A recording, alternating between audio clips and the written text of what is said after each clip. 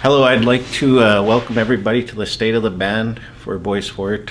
My name is Robbie Gogla, Executive Director, and the agenda we're going to follow is we'll have the council come on after me, and then our directors will be given an update of their departments individually after that.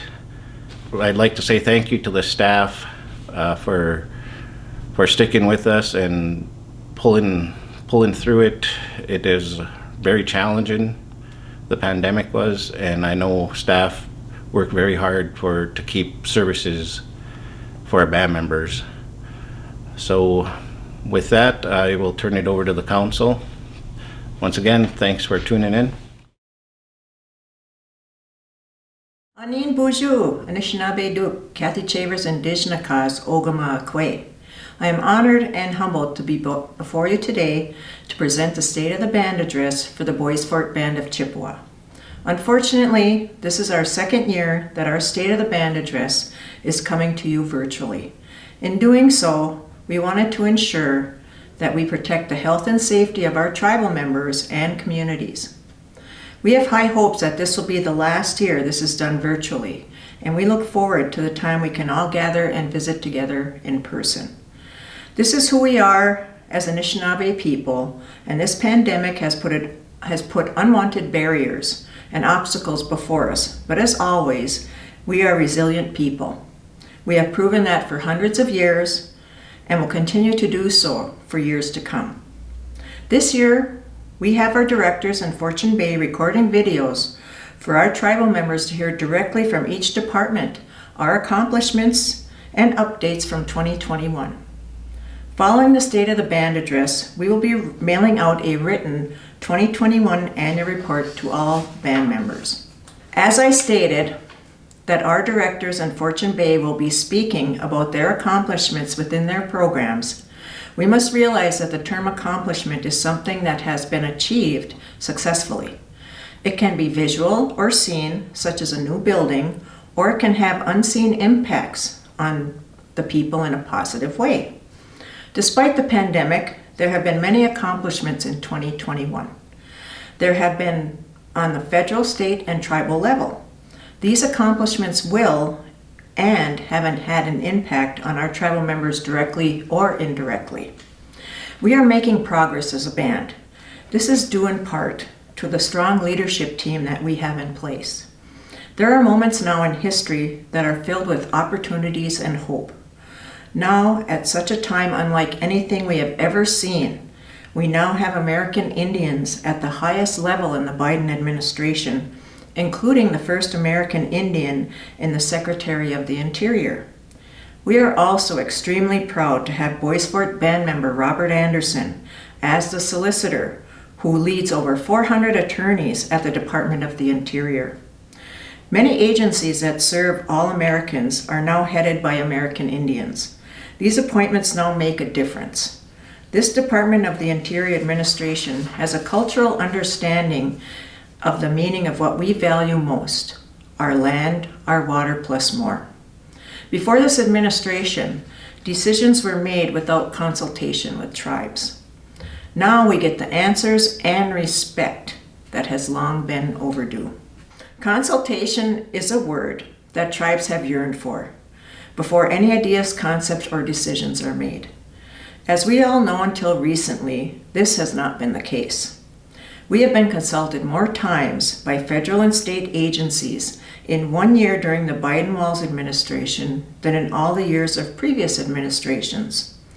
During 2021 and still today, we are attending consultation with the federal and state agencies on every topic you can imagine.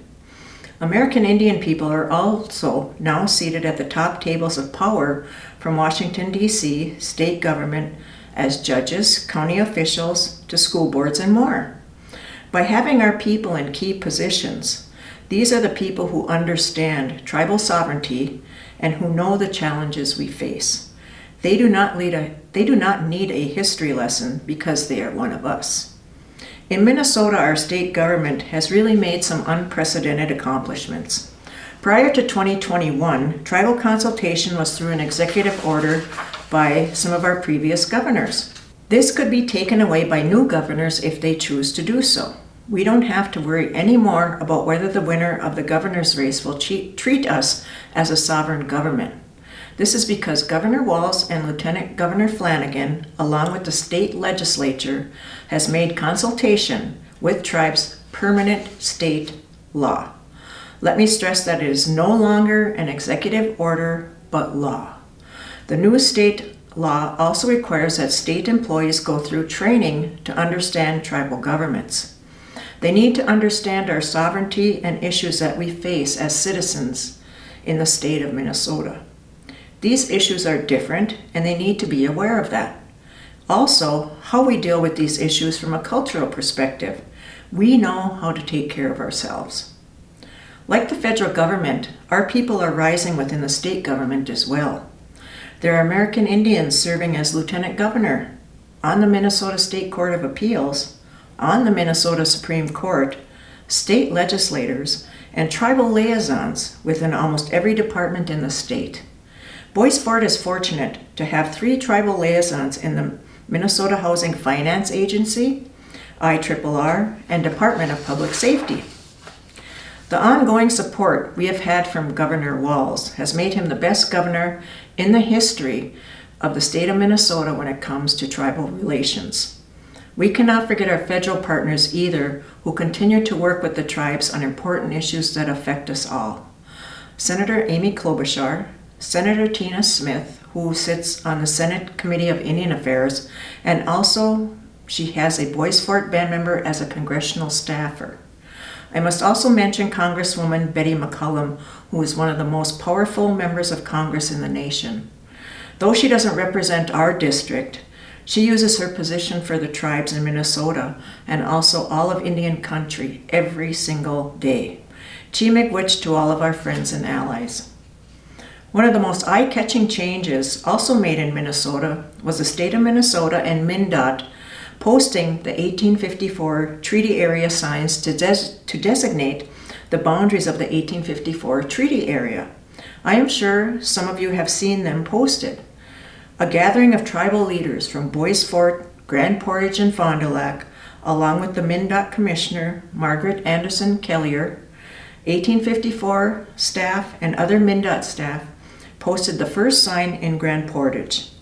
These signs are historic and symbolic of the long hours of work by past administrations, 1854 treaty area staff, MnDOT, and of course, the late chairman of Grand Portage, Norman Deschamps. Nowhere else in the state can you find any signs that depict a treaty area. What a great and long time coming accomplishment. These types of historic moments cannot happen without building relationships, partnerships, and collaborations. Life always comes down to moments, and we must recognize what is possible and over toward whatever goal that may be. The question comes down to us. Do we have the wisdom and the will to make positive change? In order to move forward, Bois Forte realizes that we can say what our issues and needs are, but nothing is better than having key individuals or agencies come directly to Bois Forte to see for themselves what Bois Forte is all about. We had one of the highest honors to have Governor Tim Walz and Lieutenant Governor Peggy Flanagan visit Net Lake this past fall and see our community. A drum ceremony was held outdoors. They ate a traditional meal and visited our K-6 elementary school and talked with our students. The governor and lieutenant governor also had the opportunity to attend the wild rice camp with the kids, and they both parched wild rice. Now, what other tribe can say that we had the governor and lieutenant governor of the state of Minnesota hand parching our wild rice, which we know, of course, is the best rice in the world? What an honor. It was unfortunate, though, that this trip was during the pandemic, and all safety protocols were followed, but we were unable to have a large community event and gathering, which was very unfortunate for our people. Bois Forte also hosted the Tribal State Relations training at Fortune Bay, with some of the Minnesota House of Representatives attending. Speaker of the House, Melissa Hortman, attended along with other tribal leaders as well. This is the first time the Minnesota House of Representatives had tribal state relations training on a reservation, and it was held at Bois Forte. Chi Miigwech for those that attended. We also realized that local relationships are just as important as federal and state. We were contacted by County Commissioner Paul McDonald to see if we would be interested in hosting the St. Louis County Board meeting at Fortune Bay. We again were fortunate to host their meeting. We also had the opportunity to meet informally with the board members and St. Louis County staff to get to know each other and build the relationship with the county and the tribe. They also visited the Heritage Museum and really enjoyed their visit and the history of Bois Forte. Building relationships and collaborations can result from terrible things that happen in the past. So is the case since the tragic atrocity and discovery of mass graves at the boarding schools in Canada. Minnesota tribal leaders have decided to collaborate and meet on the boarding schools that are within the state of Minnesota. Some were federal or government schools, Catholic, Jesuit, Benedictine, and others. We need to get answers about what happened to our children at these schools. The boarding school in Lake Vermilion and those children who attended, many of them are great-grandparents and relatives, endured being abused, mistreated, diseased, and sometimes dying. Tribal leaders have started the process of finding out the truth. We have met with the Archdiocese of Minnesota and other Catholic leaders within the state. Tribes know that many religious entities kept great records, and the meeting resulted with the church willing to help the tribes gain access to these archived records. This is a step in the right direction, and we will continue our efforts on this in the months coming, possibly years to come, until the entire truth is known and our children are brought home and we have our answers. Another extremely important priority for the band is the acquisition of our land back. This past year, Bois Forte was contacted by the Conservation Fund, a national nonprofit dedicated to make conservation work for all America and tribes regarding 28,000 plus acres of Potlatch Deltic land that they purchased from Potlatch. The 28,000 plus acres of land are within the Nett Lake and Deer Creek sectors of the reservation. These 28,000 plus acres were enrolled by Potlatch into the Sustainable Forest Initiative Act, or SFIA, in 2016 for a period of 50 years. The SFIA provides annual incentive payments to encourage the landowner to keep their wooded areas underdeveloped. In return, the landowner agrees not to develop the land and follow a forest management plan while they are enrolled in the program. The payment varies based on the length of the covenant and total number of acres enrolled. The payment rates are adjusted each year based on the statewide average market value and tax rates, but will not increase or decrease by more than 10% per year. The rate for 2021 was approximately $20.19 per acre. Do the math. The Conservation Fund, along with the Indian Land Tenure Foundation, which is a 501c3 organization, has worked with tribes toward the recovery and management of reservation lands. The Conservation Fund requested to come to Bois Forte with 5 of their members from various locations in the United States. They came from Washington, D.C., North Carolina, as well as Minnesota. They wanted to see Bois Forte, learn about its history, culture, and traditions. Overall, to get a better understanding of who we are and the importance of our land and resources. It was a great visit and discussion. We will now be moving forward with this purchase, and the money that will be paid to the tribe from the SFIA will go towards the purchase. There is no cost to the tribe at this point. Once the land is paid off, this revenue can be set aside as a reserve or whatever future councils desire. The SFIA financial distribution will not end until 2066.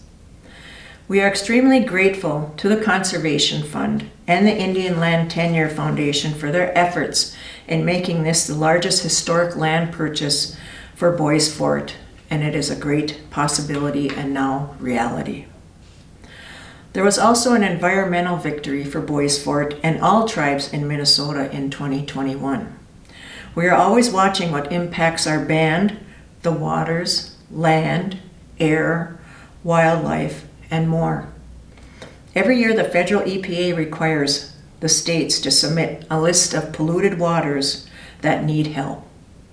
For years, the state of Minnesota refused to include the wild rice waters that are polluted on this list. Last year, for the first time, the Environmental Protection Agency, or EPA, consulted with Bois Forte and the other tribes.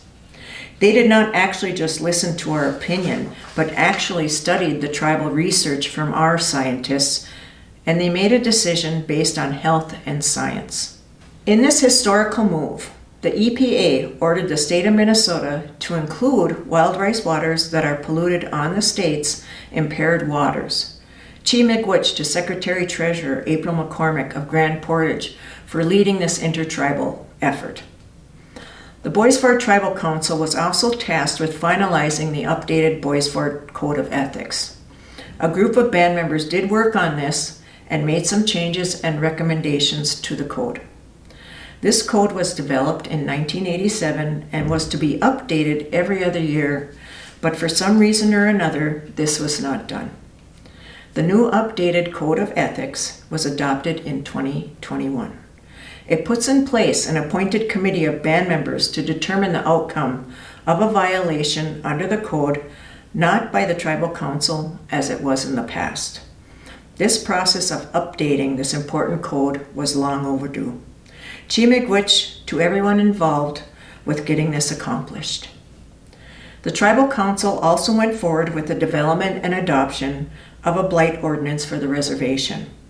This is in response to band members' issues with junk cars, excessive garbage, and unkept yards.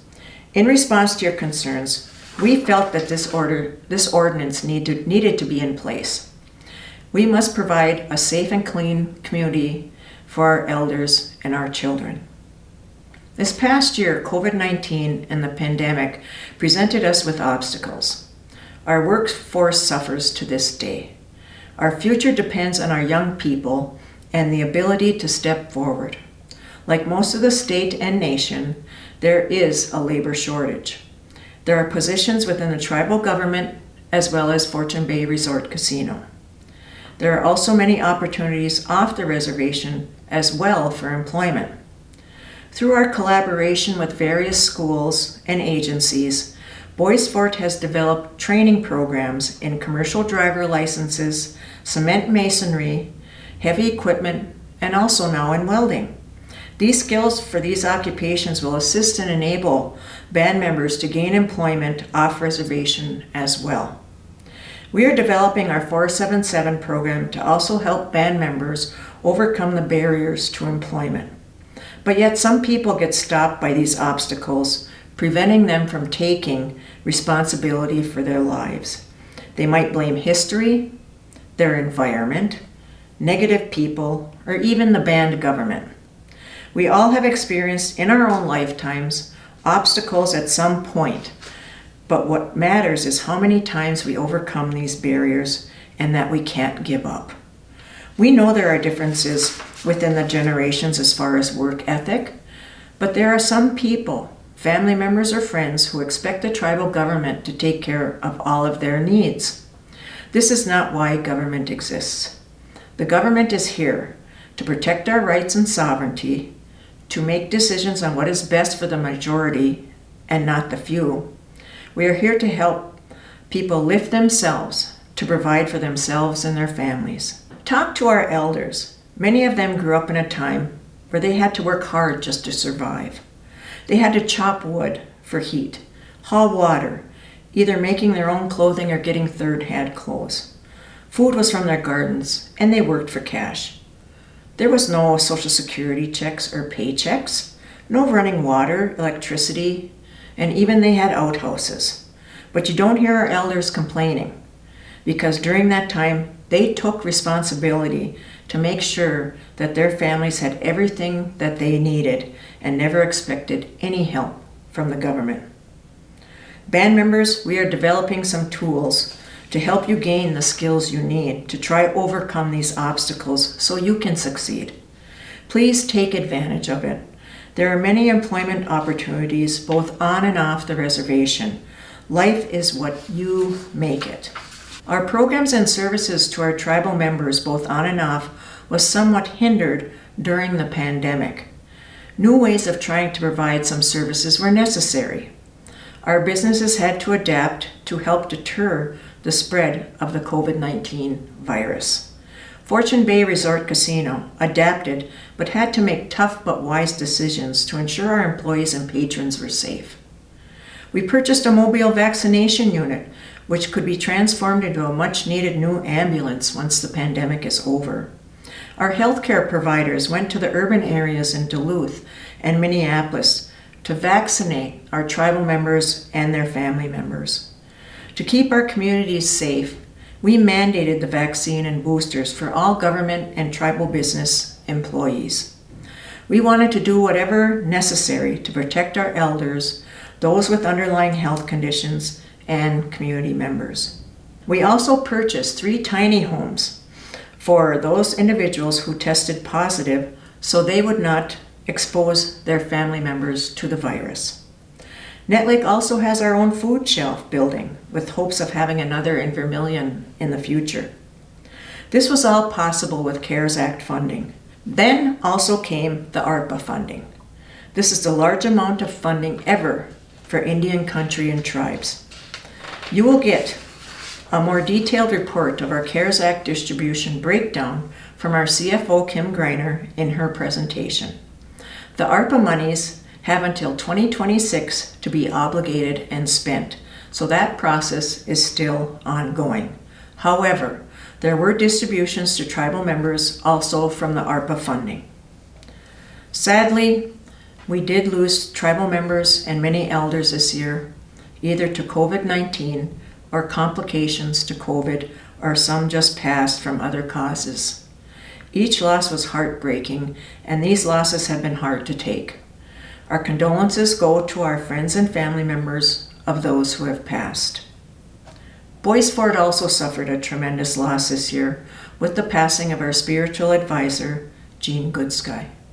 Gene was an extraordinary man who consistently guided, taught, helped in healing with his traditional medicines, and who loved our culture, language, traditions, and especially our people and the sense of community.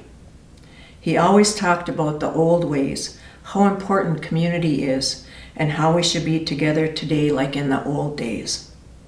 We will always cherish his teachings, words of wisdom, and his ability to help anyone who asked, and those even who didn't.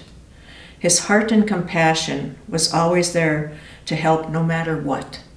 In honor of Gene, and in discussion with his daughter Diana and their family, we will be having a special ceremony the weekend of the Sagibaga Powwow in June to dedicate and name our community room at the tribal government building after Gene.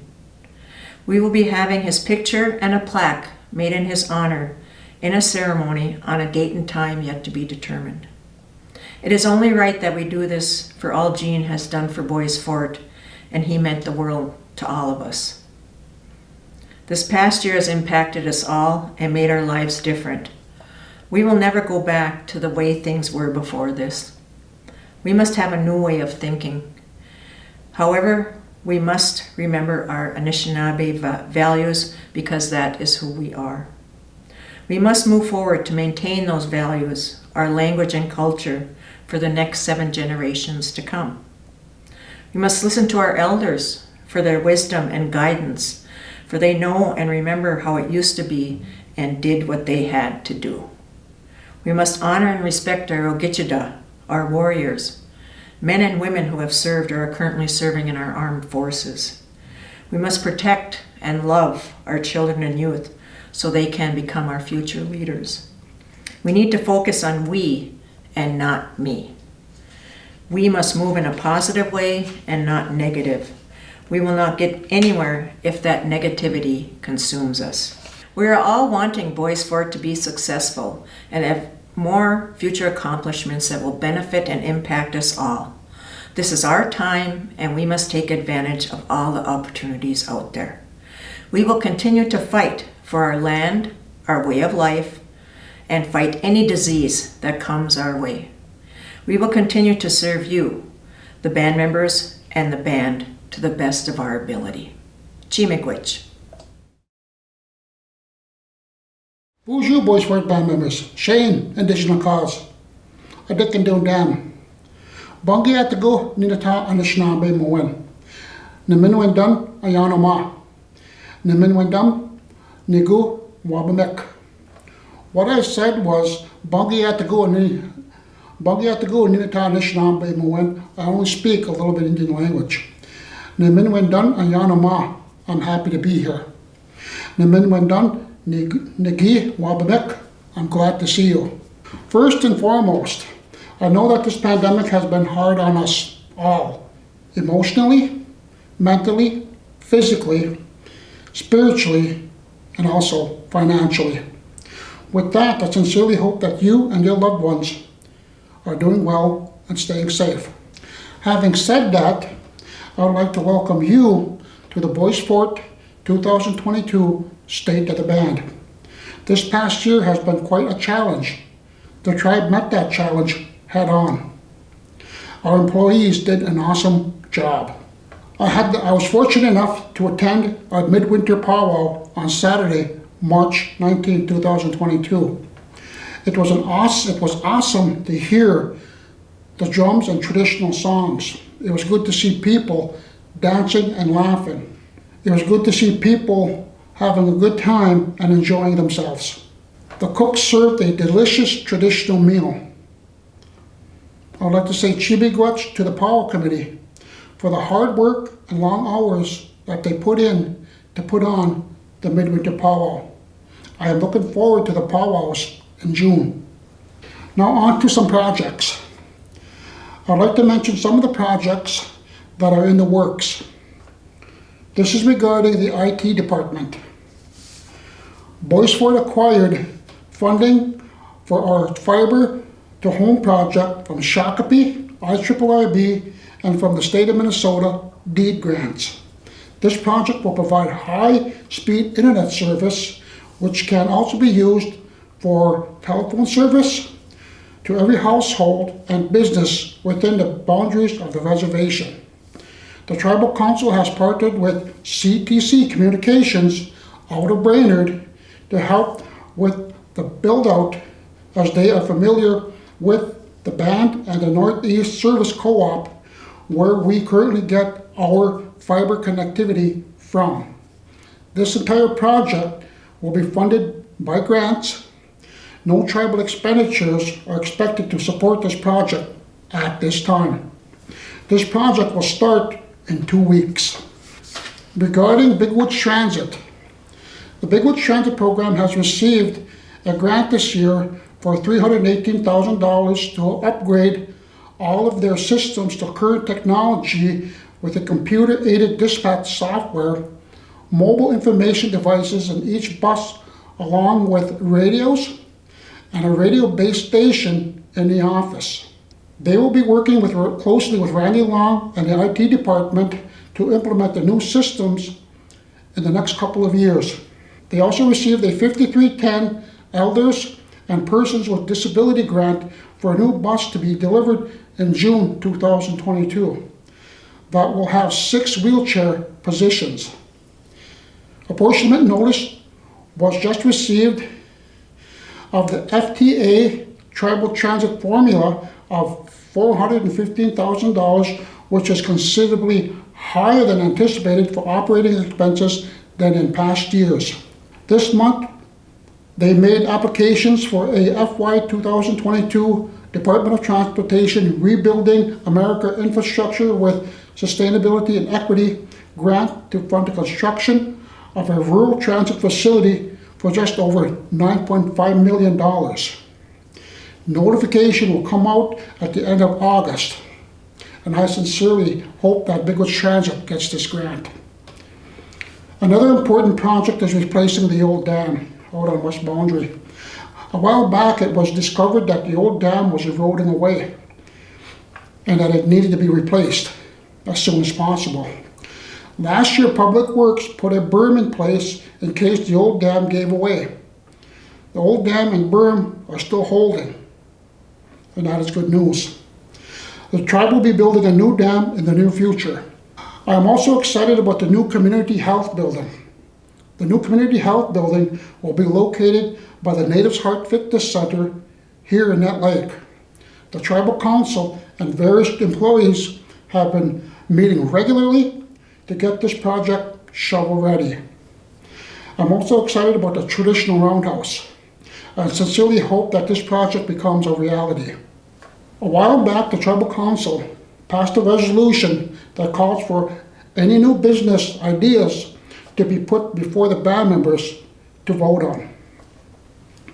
Last year, the tribal council put a business proposal before the band members. The business wished to remain anonymous. During the meeting at Fortune Bay, various band members were messaging me, telling me to vote no on the anonymous business. I informed the rest of the council members that I would be voting no on the business. The band members voted no on the anonymous business, so the tribe did not buy the business, and that's good.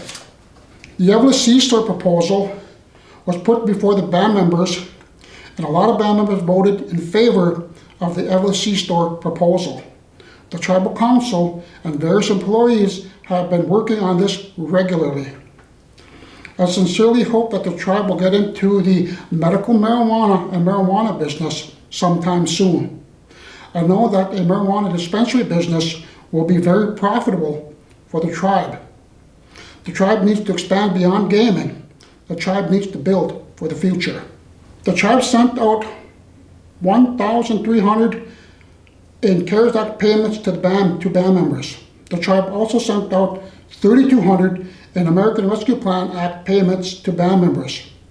The tribe sent out a total amount of 4,500 to band members during the pandemic.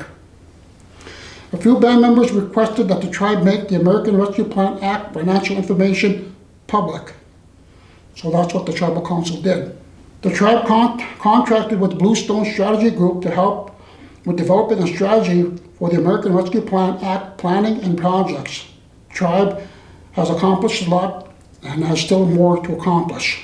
Regarding our Anishinaabe Muin, our language, I would like to say chibiguts to the following people for keeping the Anishinaabe Muin alive and going: Karen Drift, Perry Drift, and Jalen Strong.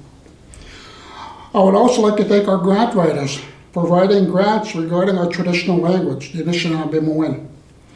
I'm excited about the apprentice program grant application. I sincerely hope that we get it. I would also like to mention our elementary school and what they are doing with the students and the language. And also Northwoods High School. They are both doing an awesome job. In closing, I would like to thank the following departments: Public Works, IT, DNR, Terrell, Minneapolis Urban Office, the Duluth Urban Office, Education, Head Start and Child Care, Judicial, Accounting, Human Resources, Health and Human Services, Housing, the Police Department, the Ambulance Service, the Fire Department, Forestry, the Nett Lake C-Store, the Y Store, the Nett Lake and Vermilion Boys and Girls Clubs, the Heritage Museum, Fortune Bay Resort Casino, the Wilderness, the Ledge, the Nett Lake and Vermilion Power Committees, Northern Eagle Federal Credit Union, Nett Lake Branch and Vermilion Branch. If I forgot to mention any departments, please forgive me. That's not my intentions. I would also like to say thank you to all the employees that stayed with the tribal government through the pandemic. Thank you to the employees that worked with the CARES Act and American Rescue Plan Act projects. You all did an amazing job. Chimigwach. I would also like to say Chimigwach to Chairwoman Kathy Chavers, David Morrison, Secretary Treasurer, Travis Morrison, District 1 Representative, Pete Boney, District 2 Representative, Robbie Gogolai, Executive Director, for the various Zoom and team meetings that we have attended, for your hard work, commitment, and dedication to our band members, employees, departments, programs and services, tribal government, hotel and casino, and tribal businesses. Mio, miigwech.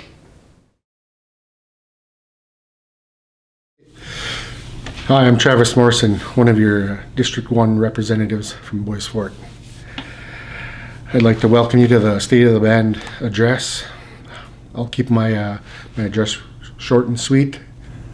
First topic I'd like to talk about is the pandemic.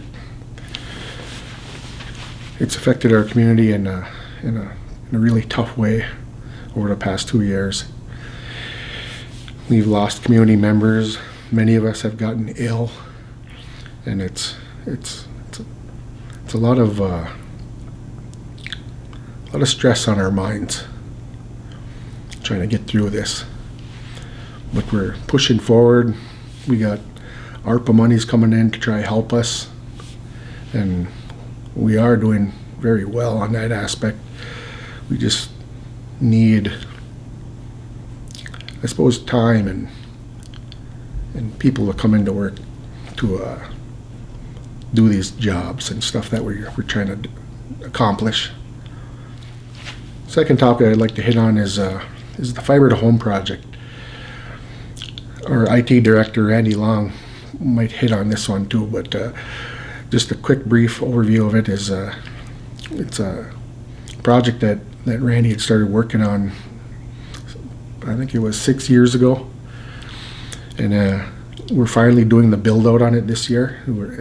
If you're in the village, you'll see the people putting in the fiber in the ground now, and that's gonna bring high-speed internet to all our houses, our community. Along with internet, it'll be telephone, and maybe even later on some cable TV. We'll see what the demand is.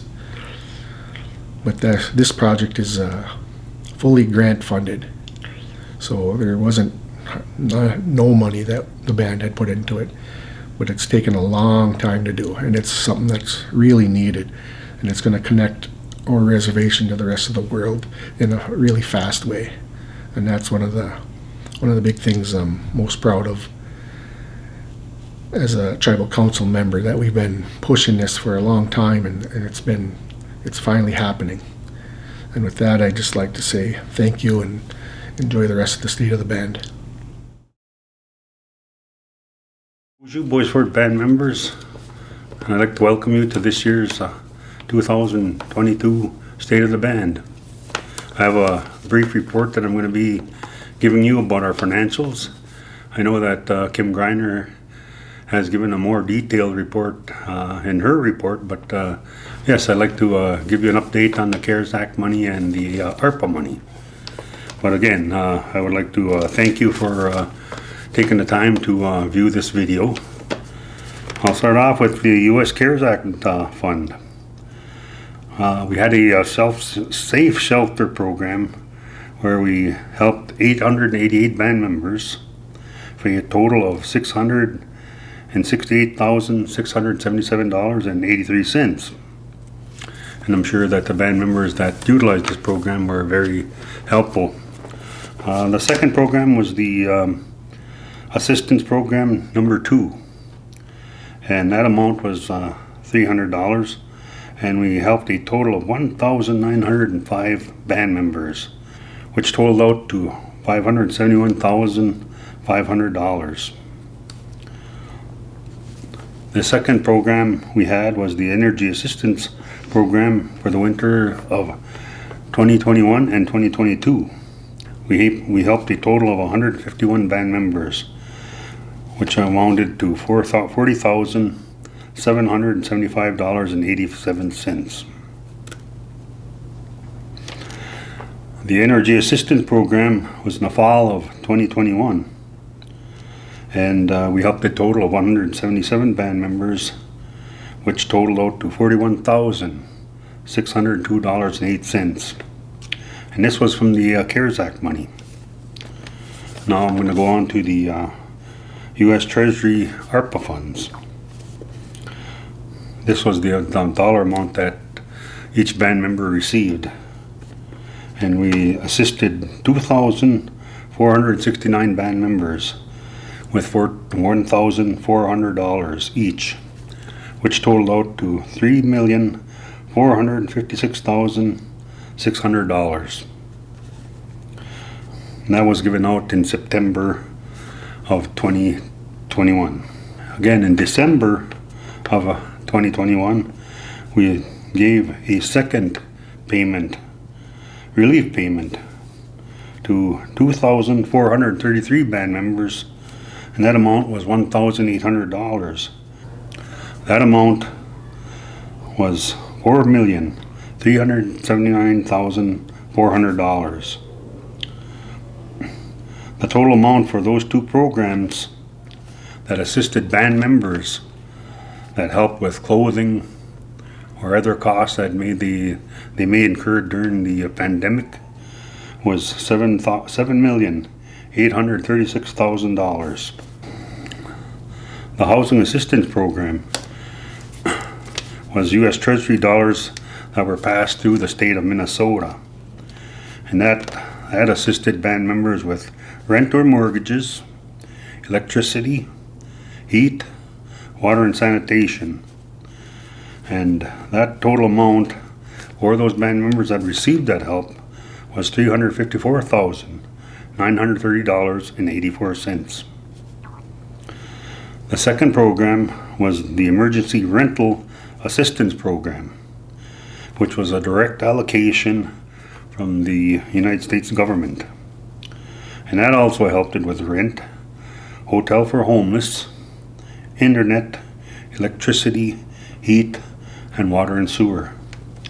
And that total amount amounted to $1,210,251.84. And the total amount for both those programs that assisted band members in their time of need was $1,565,182.68. We will be giving a more detailed report in the future to all our band members, and these are some of the numbers that we will be printing in that end of the year report, but also will include other financial information from Fortune Bay, as well as the government programs that are run by our employees of Fortune Bay and Bois Forte. I'd like to say thank you to all the band members. I hope that you stay healthy and that you stay safe with the rest of the year. Keep all of in. See you again. Thank you. Bonjour, my name is Pete Boney. I'm District 2 Representative.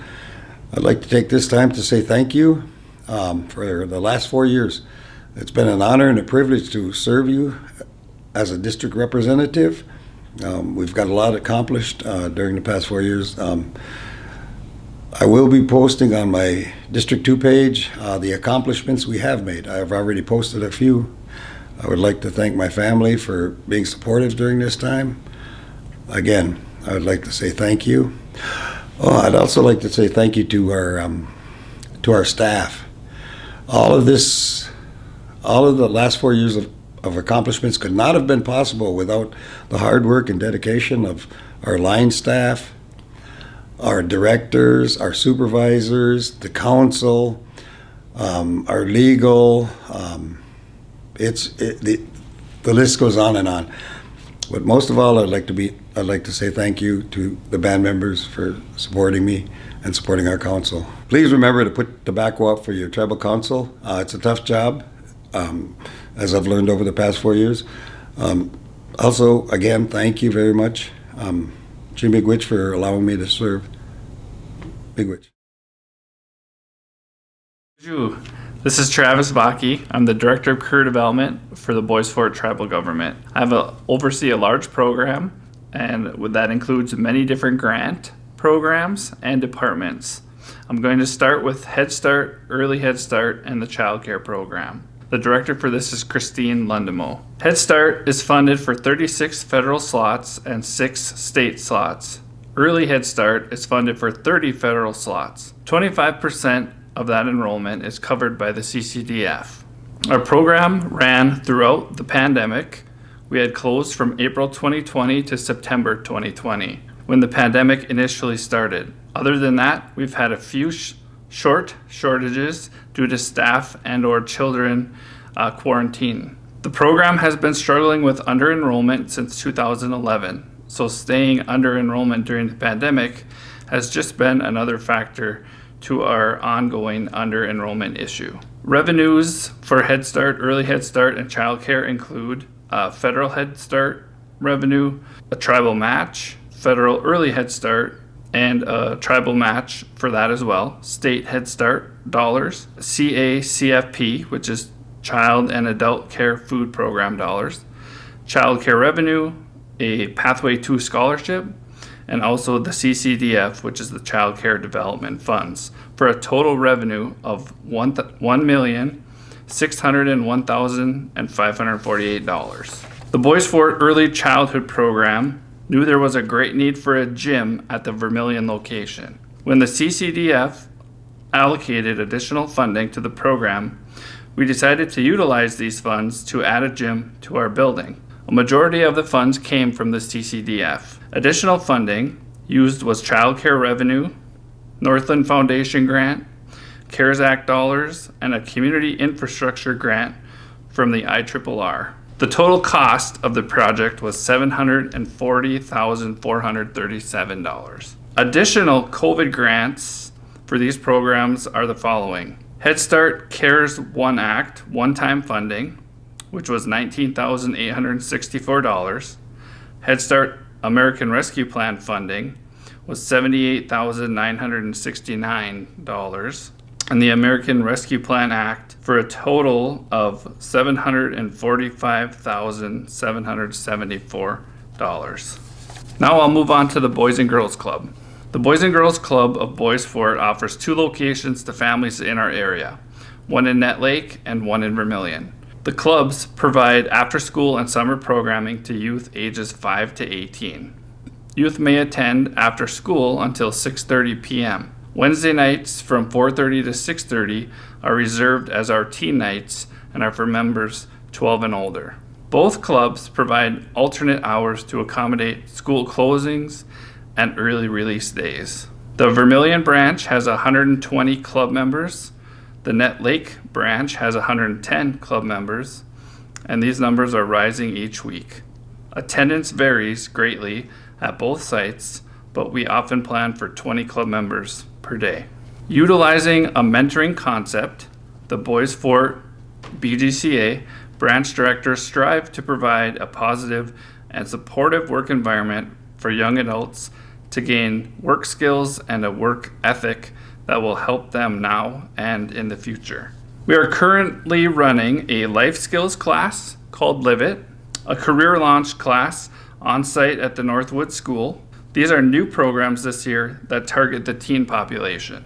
At the clubs, the Boys and Girls Club programs include OJP, which is a mentoring program, Trails, which is healthy eating, Smart Girls, Passport to Manhood, Smart Moves, Money Matters, Ultimate Journey, Power Hour, Be a Star, which is a bullying program, Daily Challenges, Social Recreation, and Healthy Habits. Participation in these programs is open to anyone in attendance on the day of the program that it is facilitated. Because attendance varies, the programs reach between 30 and 70 children between the 2 sites.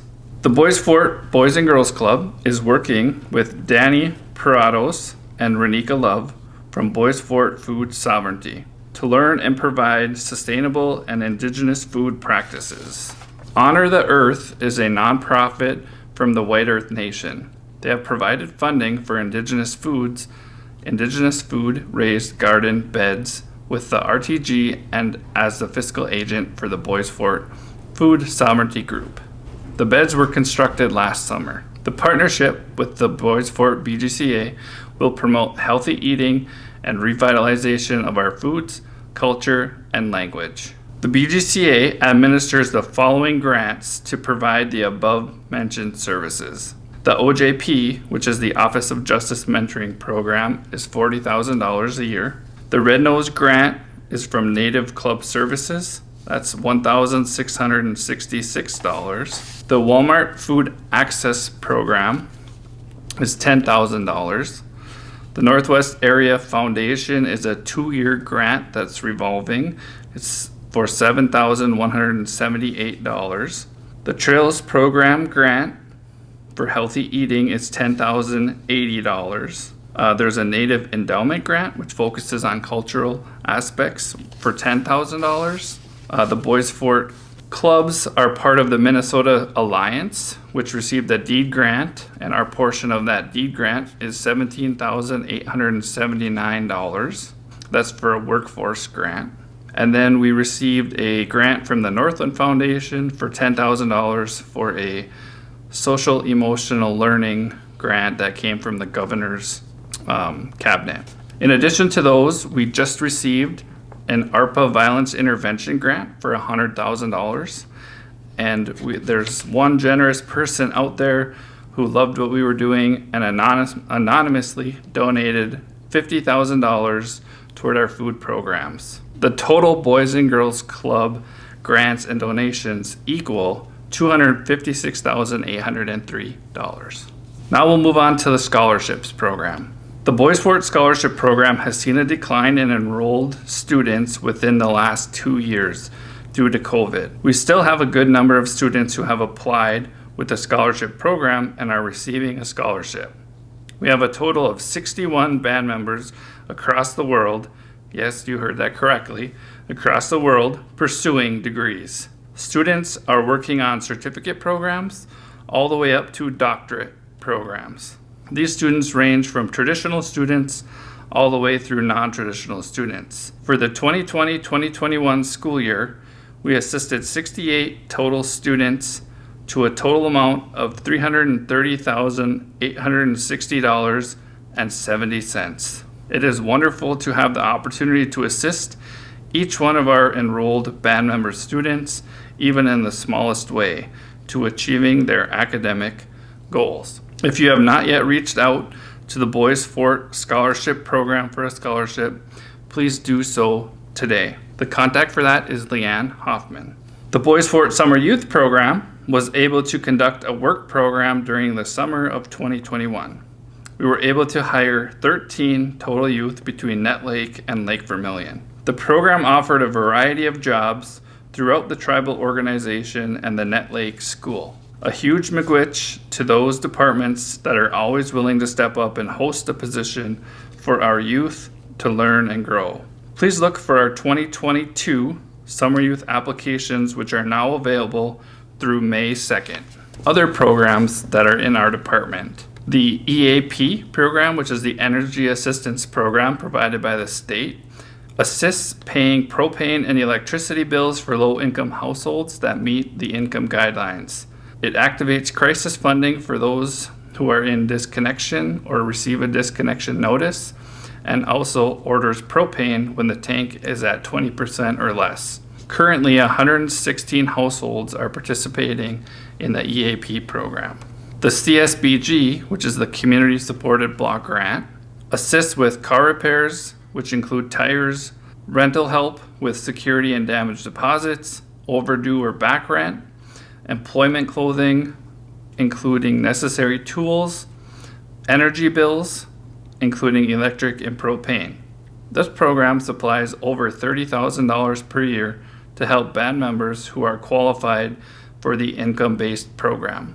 The criteria for this program is 125% of the federal poverty level. Approximately 50 or more clients have benefited from this program so far this year between the CSBG, MCAG, and the CSBG CARES Act funding dollars. With regard to the registrar's office, the registrar processes titles, title transfers, which include license plate, handles the registration for renewals, orders personalized plates, veteran plates, and handicap parking permits. You also get your monthly and yearly tabs through the registrar's office. A reminder to check out the pricing for 2022 when you renew your tabs or register a new vehicle. Rates for 2022 are different than 2021. Currently, the registrar's office has processed 476 renewals and 109 title transfers. During the pandemic, the Tribal Council received CARES Act dollars. Through these CARES Act dollars, they created 3 rounds of the Boys Fort Energy Assistance Program, which I administered. In the first round of the program, 81 band members were helped for a total of $19,956. In round 2, 64 band members were provided help for a total of $17,781. And in the third round, 180 band members were helped with energy assistance for a total of $42,000. We also oversee 2 language grants within our department. The first is a revolving MIAC language grant, a 2-year total of $111,000. We are looking to hire a language coordinator to work with Jay and his team with this grant money. We will also be purchasing 250 licenses from the Mille Lacs Band to purchase Rosetta Stone language. The second language grant is an ARPA native language grant, which is approximately $84,000. And that grant runs through 2024, and Jay and his team will oversee that grant. Finally, the Tarot program. The new Tarot officer has been busy learning the program and his job. We have a very busy spring and summer ahead of us. Currently in the works, we will have a 2-day ADA concrete training that will be held in Net Lake. This is sponsored by MnDOT and will be on June 7th, 8th, and 9th, followed by an opportunity to get certified and your card for ADA concrete on the morning of June 10th. Participants in the training will be pouring concrete and providing new sidewalks and curbs to a portion of the Net Lake School. In addition to that, we also have the Highway 65 construction project that's coming this summer. Workers will be needed, so please get your Tarot applications into the Tarot officer as soon as possible so that we can provide your name and your contact information to the contractors who are looking for workers. We are also proposing the first ever training program that will be partnered with the Highway 65 project. If the proposal is accepted, 2 to 4 band members will be trained on highway construction machines and jobs while on the job. They will be paid to be on the job as well. More information will follow on this as it becomes available. This is the first of any such training to be held on a reservation in partnership with MnDOT, and we are very excited to have the opportunity to be the first. We will be continuing to work toward additional trainings and opportunities for band members as we continue to get funding that allows us to do that. We did get the Tarot fee increased to 4%, which will provide us with more funding and training opportunities. Thank you. Hello, my name is Miranda Lilia, and I'm the Human Resources Director for the Boys Fort Reservation Tribal Government. I recently returned to this position in December of 2021, so my updates will be small. First, I would like to introduce the Human Resources staff. At the front desk of the Tribal Government is our 2 administrative assistants, Charlie Holmes and Ashley Gneer. Within our Human Resources suite of offices, we have Cassandra Villebrin, the administrative assistant, Shar Jordan, who is our Human Resources specialist, Dave L. Jones, our benefits coordinator, and Elena Sherman, our tribal enrollment coordinator. In 2021, we had 94 new hires. 10 employees were recalled, 14 seasonal hires, 7 transfers, 38 employees who left employment at Boys Fort, 149 job announcements, 74 new enrollees, 44 trust funds released, 397 tribal IDs issued, 41 burial fund applications processed, 35 of which were full payments, and 6 were miscellaneous payments only. Currently, we have 256 employees. Of this amount, 150 employees are enrolled at Bois Forte, 20 employees are members of other federally recognized tribes, and 82 employees are non-native. To break this down by percentages, 60% of our employees are Bois Forte enrollees, 32% are non-native, and 8% are members of other federally recognized tribes. All of these numbers are self-identified by our employees. For enrollment, we have 3,620 enrolled band members as of today. One upcoming date to keep in mind is Sunday, July 31st, 2022. This date will be the deadline to update your address for the 2022 per capita payment. Also, for now, tribal IDs will be issued each day from 10 to 3 p.m. Please call Elena Sherman at 218-757-3261, extension 1162 to make an appointment. The entire Human Resources Department looks forward to serving you for the rest of 2022. Thank you. Bonjour. Anoguwe sibek gijik nindigenous cause moves nindu dem. Asabakon zaga egening nindunjaba. Hello, Damon Day is my name. Moose is my clan. Net Lake is where I'm from. It was last year on February 4th, 2021 is when I was hired as a Bois Forte Emergency Preparedness Director. I wrote an introduction article for the Bois Forte News to introduce myself and tell a little bit about my work history, which got me hired for this position. For those of you that don't know, I got this position from 16 years of wildland firefighting. I have seen a lot of the country, been in many different mountain ranges, been on all 3 coasts, have some experience working with FEMA, as well as a first responder with the Bois Forte Ambulance. That was almost 10 years ago. I'd like to share with you some of the trainings I've completed over this past year and the committees I've joined, and give a brief description and a rundown on what to expect for what's coming in the not too distant future for our community as Emergency Preparedness Director. Here's a list of trainings I received certificates so far. IS 100 FEMA Introduction to Incident Command System, ICS 100. IS 700 FEMA Introduction to National Incident Management System, NIMS. IS 403 FEMA Introduction to Individual Assistance, IA. IS 120 FEMA Introduction to Exercises. IS 909 FEMA Community Preparedness Implementing Activities for Everyone. IS 230 FEMA Fundamentals of Emergency Management. U.S. Department of Homeland Security FEMA Rural Domestic Preparedness Management 403 Access and Functional Needs Preparedness Planning for Rural Communities. U.S. Department of Homeland Security FEMA Rural Domestic Preparedness AWR 148V Crisis Management for School-Based Incidents, partnering rural law enforcement, first responders, and local school systems. Grant Writing Readiness Training from Bemidji Consulting, LLC. Emergency Response Transportation and Community Awareness with TransCare, along with the Renewable Fuels Association, RFA. Trainer, Ethanol Emergency Response Course. Minnesota State Advanced Minnesota Emergency Medical Responder, EMR, Active First Responder with the Bois Forte Ambulance. Emergency Medical Services for Children, EMSC, Pediatric Respiratory Emergencies. And the last one is North Memorial Healthcare 2021 AirCare Virtual Spring Conference Topics. Trauma Triad of Deaf Adult Pediatrics Applications.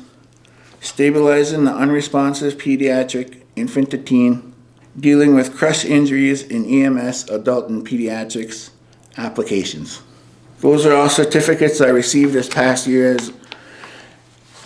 as to help with my duties as the Emergency Preparedness Director for Bois Forte. Here's a list of the committees I sit on are as follows. A Powwow Committee, Net Lake Sector. Conservation Committee for Bois Forte. Language Revitalization Committee, Bois Forte representative. Tribal Emergency Response Committee, the TERC, the Turk Committee. Appeals Committee with the Bois Forte Human Resources. The Northeast Overdose Committee with St. Louis County. The Community Research Committee, CRC, with Johns Hopkins University as a Bois Forte representative. National Weather Service with the National Oceanic and Atmospheric Administration, NOAA, out of Duluth, Minnesota. Region 2 Homeland Security Emergency Management, HSEM. Region 2 consists of the 11 counties in the northeast section of the state, along with the 5 tribes in the region are Bois Forte, Grand Portage, Fond du Lac, Leech Lake, and Mille Lacs. The Arrowhead Region Emergency Management Association, AREMA, also a Region 2 emergency management team. Northeast Minnesota Regional Advisory Committee, the RAC, also has Region 2 team members. This is with St. Louis County. Also, the Northeast Emergency Communications Board, NEECB, also a Region 2, has Region 2 team members, also with St. Louis County. Association of Minnesota's Emergency Managers, AMEM, AMEM.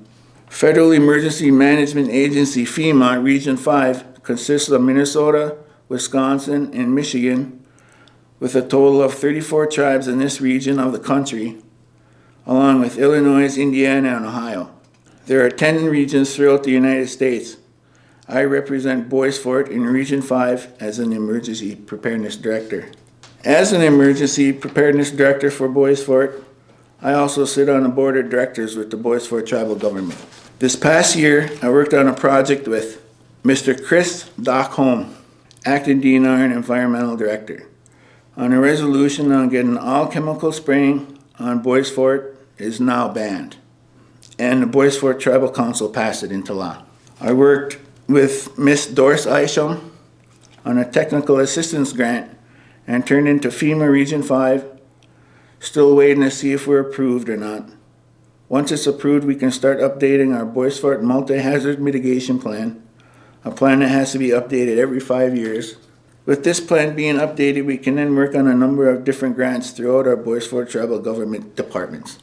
I came in contact with Miss Jenny Rowland, the Big Woods Transit Director, and updated our Memorandum of Understanding, MOU, with the Big Woods Transit, that if we ever needed to use the transit for evacuating any part of Bois Forte community, that we would work together in coordinating evacuation routes, starting with our elders first. Right now I'm working on getting our 10-year-old community siren alert system updated and maintenance on one of the sirens in that Lake Village section. This company is called Emergency Communications out of Appleton, Wisconsin. We'll be doing the maintenance and updating the equipment, for it is 10-year-old equipment that needs dire need of updating. With weather-related emergencies increasing in number and ferocity, the seasons and geographies in which we expect these calamities are changing like never before.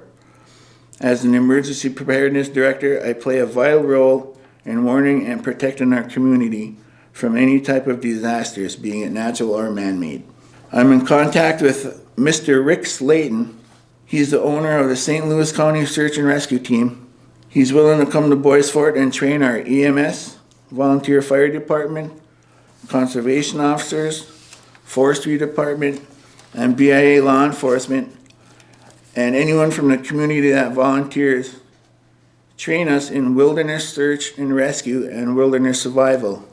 Anyone interested, please let me know. I'll leave my contacts at the end of the interview. I'm also working for this summer on getting plans in place for fire safety drills for all of our Bois Forte public and tribal government buildings. Bois Forte Emergency Preparedness Department will be working with Miss Deanna Drift, Bois Forte's Realty Specialist, on updating our fire number signs for all of Bois Forte. We have found that there are 144 Bois Forte housing houses and 261 homeowners with a total of 405 homes on Bois Forte. This doesn't include the Bois Forte public and tribal government buildings. I contacted Lake Country Power in regards of our power outage situations for the Four Corners area of Bois Forte. Next year, in the summer of 2023, Lake Country Power will be joining the underground power line coming from the Palmquist housing area from east to west to the residents at the Four Corners where the Palmquist Road meets Highway 65 and continue to the south boundary where it'll end. The following year of 2024, Lake Country's underground power line will then go from Four Corners north to Heritage Tower, then west toward the BIA Forestry Complex for 3 miles to the beginning of what everyone from Bois Forte knows as Ward's Stretch. This will significantly reduce the number of power outages in that area with the underground power line. It was brought to my attention that we should have all of Bois Forte government employees a mandatory requirement to take the IS 100 FEMA Introduction to the Incident Command System, ICS 100. I'll be setting up this training process in the near future. I started this position right in the middle of the COVID-19 pandemic of February 2021. With the Bois Forte government's buildings shut down to any large events or gatherings, this really put a damper on the plans I had in place for our community. I need to put together what is called a Community Emergency Response Team, a SERT, CERT for short. Volunteers will get paid $25 to $30 per hour. I need to keep the community informed on what types of exercises are coming up, plan community meetings along with door prizes to keep them interested in coming to the meetings. This goes for both sections of Bois Forte, Net Lake, and Vermilion. Now, this depends on our COVID-19 numbers, positive cases. If we get another uptick in positive cases, all my ideas for the events and trainings will be postponed until our numbers go back down. So far, it looks good to move forward with some of my plans. I've reached out to my county EM partners for assistance in preparing for some of the events I had mentioned. With that being said, I'd like to invite anyone from the public that's interested in helping out your community to please contact me, Damon Day, Emergency Preparedness Director, the Bois Forte Tribal Government, at my office phone number is 218-757-3261, extension 1194 during business hours. And you can call me anytime 24/7 on my cell. That's what it's for. 218-410-3340. My email is damon.day, DAMON, .day at boisforte, BOISFORTE -nsn.gov. Miigwech, Giziwezdig Mwimini. I am Lynette Tatnan. I am the Health and Human Services Director for the Bois Forte Reservation.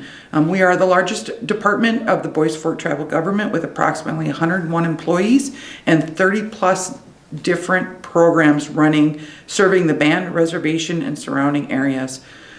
Today I'm going to give you a brief update on several of those programs. Our health information and health compliance program began using MedTrainer, which is a learning management software for employee training and tracking.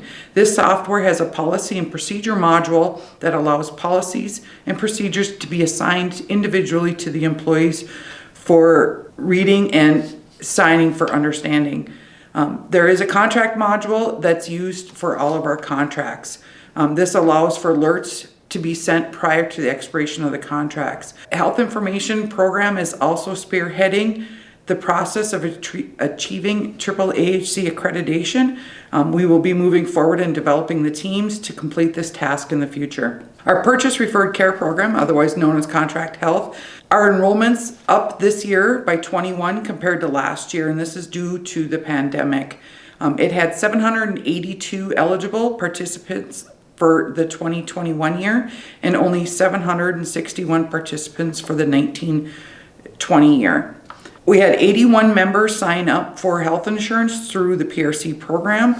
This is a decline due to the COVID pandemic. For our business office, our clinic has started offering physical therapy last May, which allows us now to bill for those services.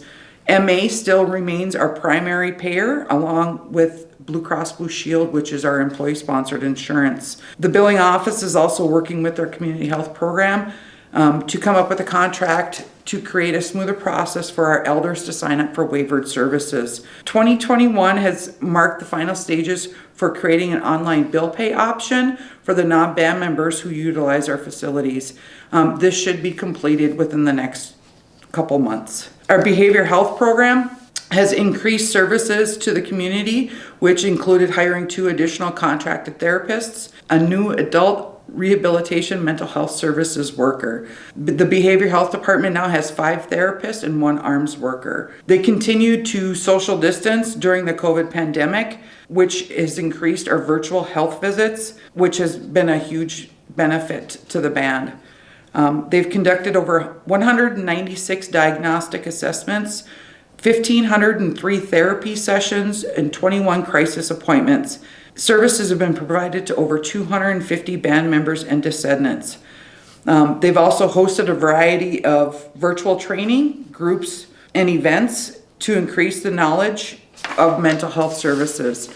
They've also worked in collaboration with the Northwoods and Rockridge schools to provide mental health services via telehealth to band member and descendant children attending these schools. They will continue to work addressing the behavioral health needs of the community and planning for future funding opportunities. Next is our substance use disorder program, otherwise known as Healing Towards the Wellness program. They've built the capacity for our own cultural relevant and evidence-based prevention, treatment, and recovery programming and services using a community partnership framework. They've provided Nexalon training and Nexalon to the community at community events, Fortune Bay, the Bois Forte PD, Greenwood Township, EMTs, and the Coochiching County Social Services. They've worked very hard at reducing the stigma and the barriers against the medication assisted treatment program. This program is in the process of beginning at Net Lake. They've continued funding for the International Falls Prevention Programs, State Opiate Response, John Hopkins, and Health Resource Service Administration.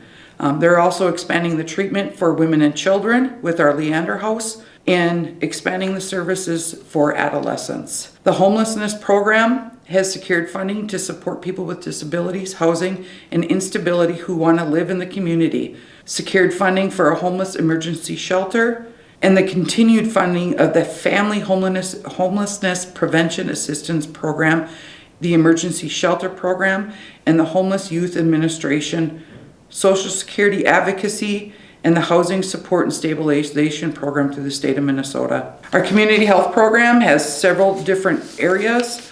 Our first one that I'll talk about today is our elderly program. Mavis Drift has retired a second time. We hired Danelle Porter in October. She is working on an elderly newsletter that will go out with information from several departments. And they've implemented the new to-go containers, which was bought with COVID monies. Our nutrition education program, they completed their first virtual online cooking class, which was a success. They're also working on a program for our farmers market in the area. They're continuing to do live Facebook demos and the food shelf through their Facebook page.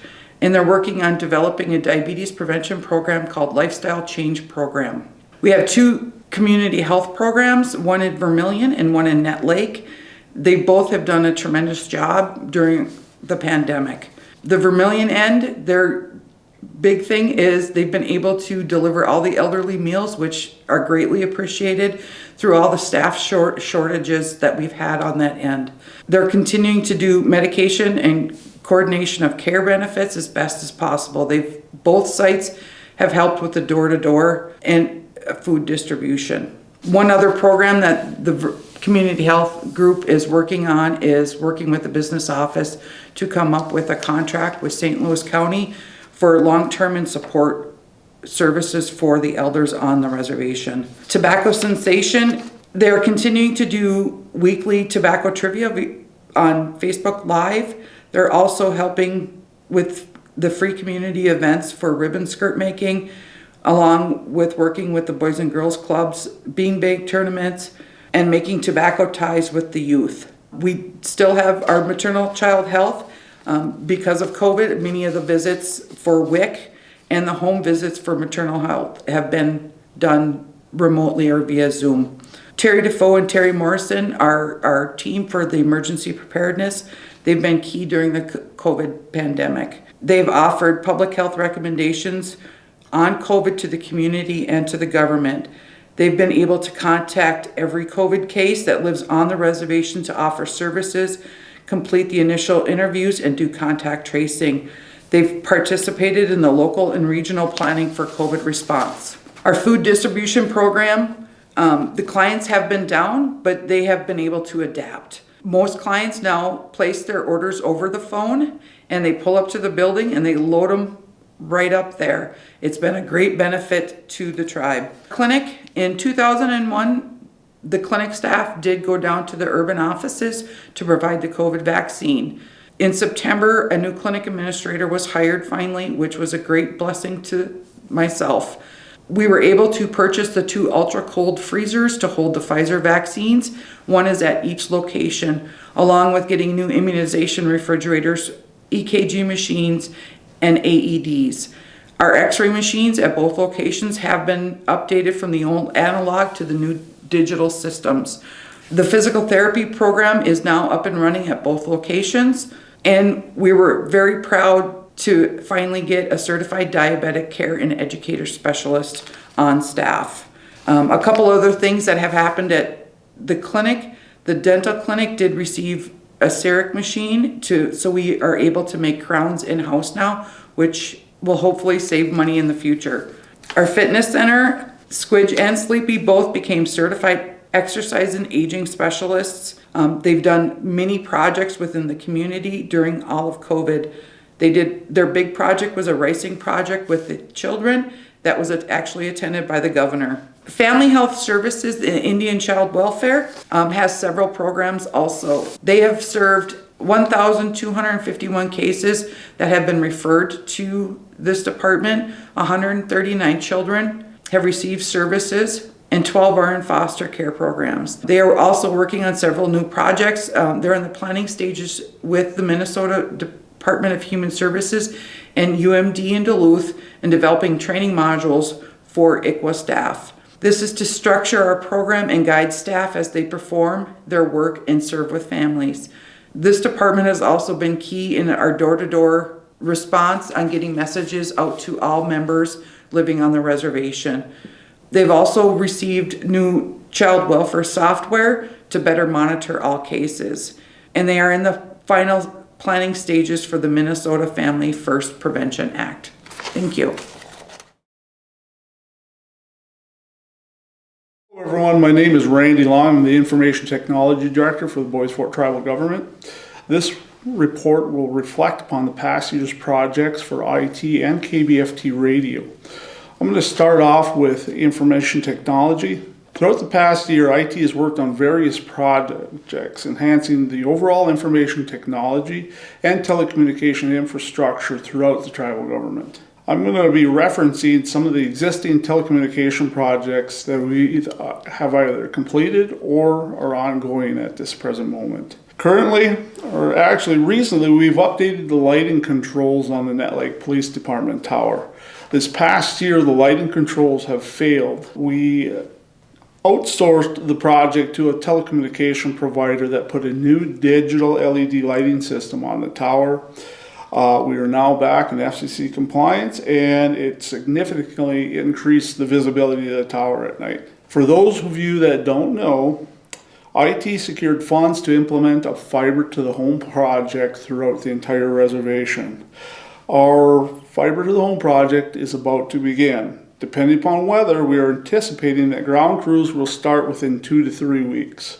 The crews will start with the Nett Lake, Palmquist, and Indian Point sectors, followed by the Vermilion sector later this summer. Bois Forte is currently working with our current wireless carriers that have existing leases on Bois Forte towers.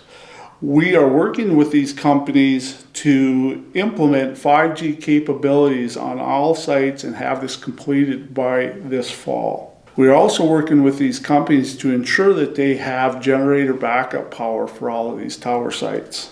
Next, we're going to move on to healthcare IT projects. Throughout the year, IT has worked and implemented many upgrades to Epic electronic health record system to promote easier access to MyHealth, provide enhanced security updates for cybersecurity, and to streamline the way data and information flows between our various sites. Cybersecurity has been an ever-increasing problem throughout healthcare and government operations.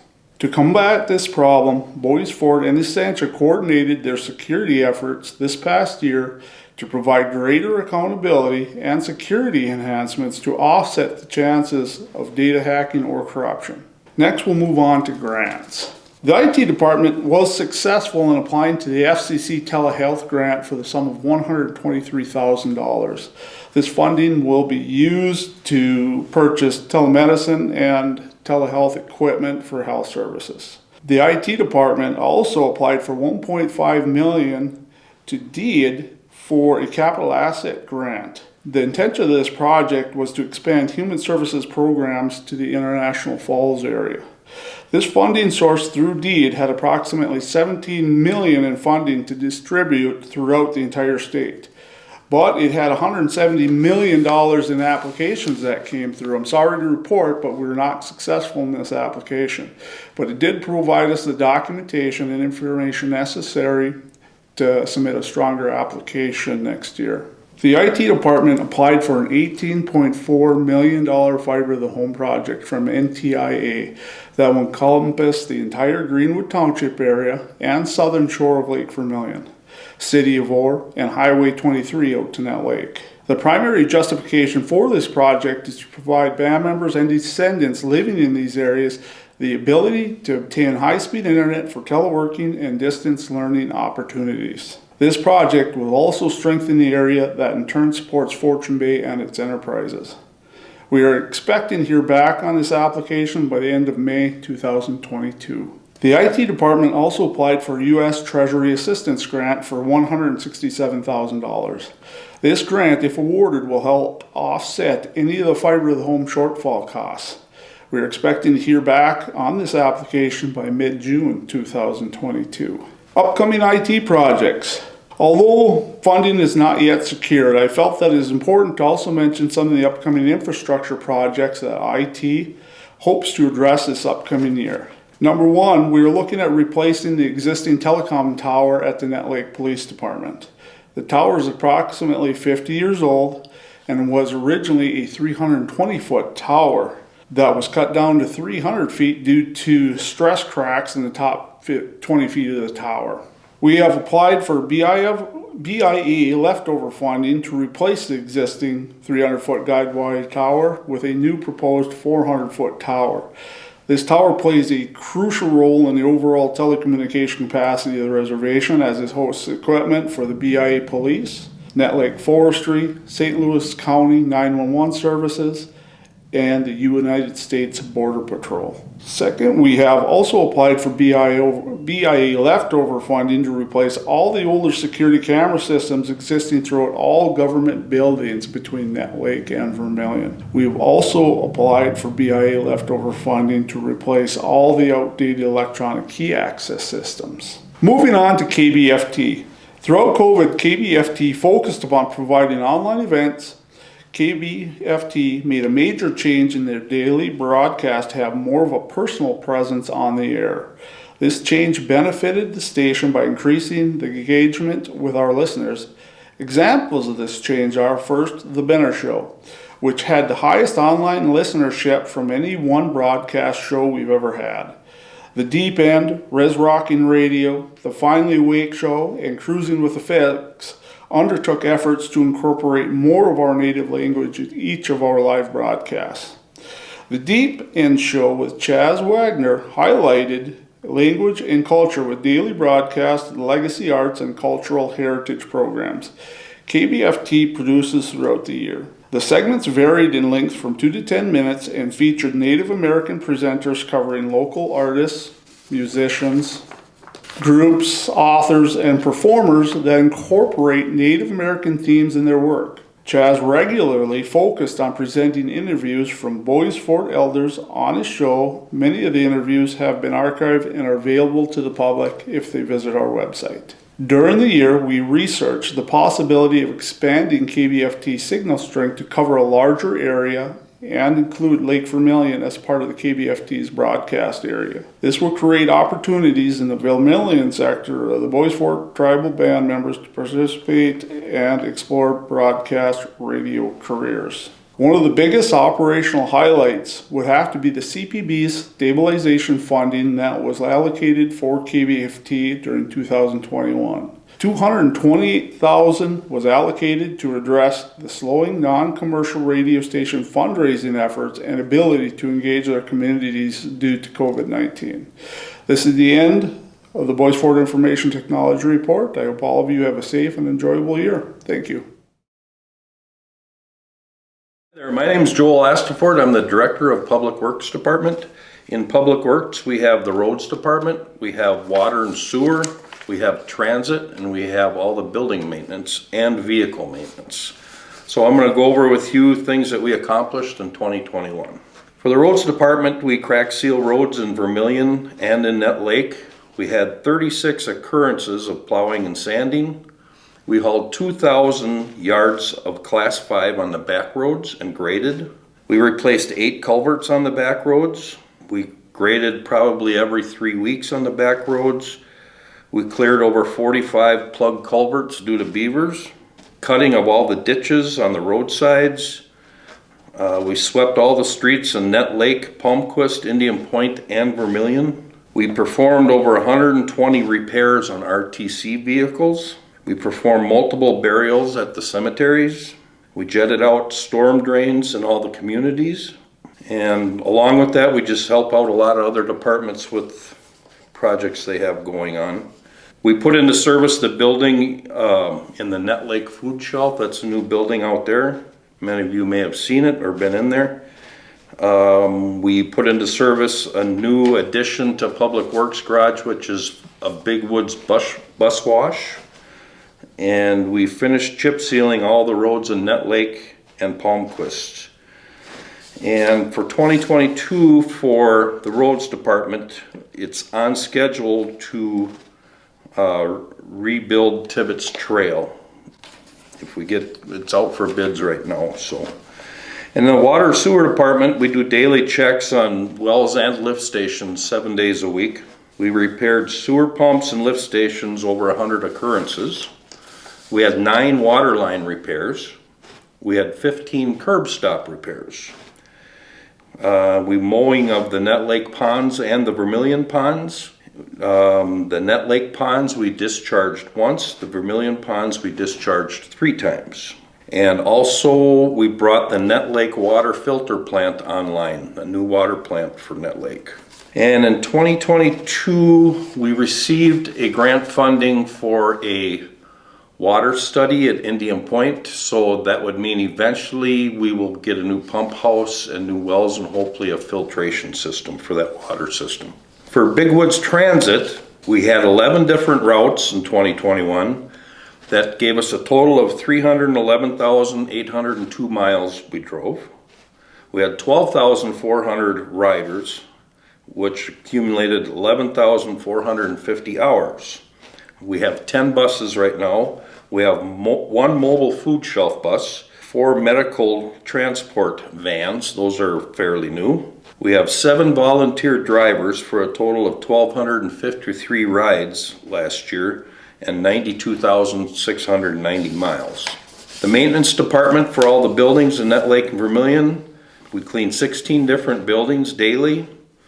We have snow removal of all the buildings, mowing on all properties in Nett Lake, Palmquist, and Indian Point and Vermilion, repair and maintenance of playgrounds in all 3 communities, repair and maintenance of all mowers and snow blowers, setting up for all events at the government buildings, setting up for powwows, mowing and care of the Nett Lake Cemetery, maintenance of Nett Lake and Vermilion ball fields, and the RTG building received a new boiler system this year in 2021. Other than that, I just want to thank all the Public Works employees for their dedication and hard work throughout the year.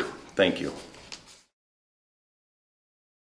Bonjour. My name is Janelle Smith and I am the Acting Judicial Services Director for the Bois Forte Tribal Court as of mid-December of 2021. We recently said our farewells to our previous Judicial Services Director, Miranda Lilia, as she has accepted another position within Bois Forte. On behalf of the court, we wish her well. Our Judicial Services personnel consists of 3 full-time staff.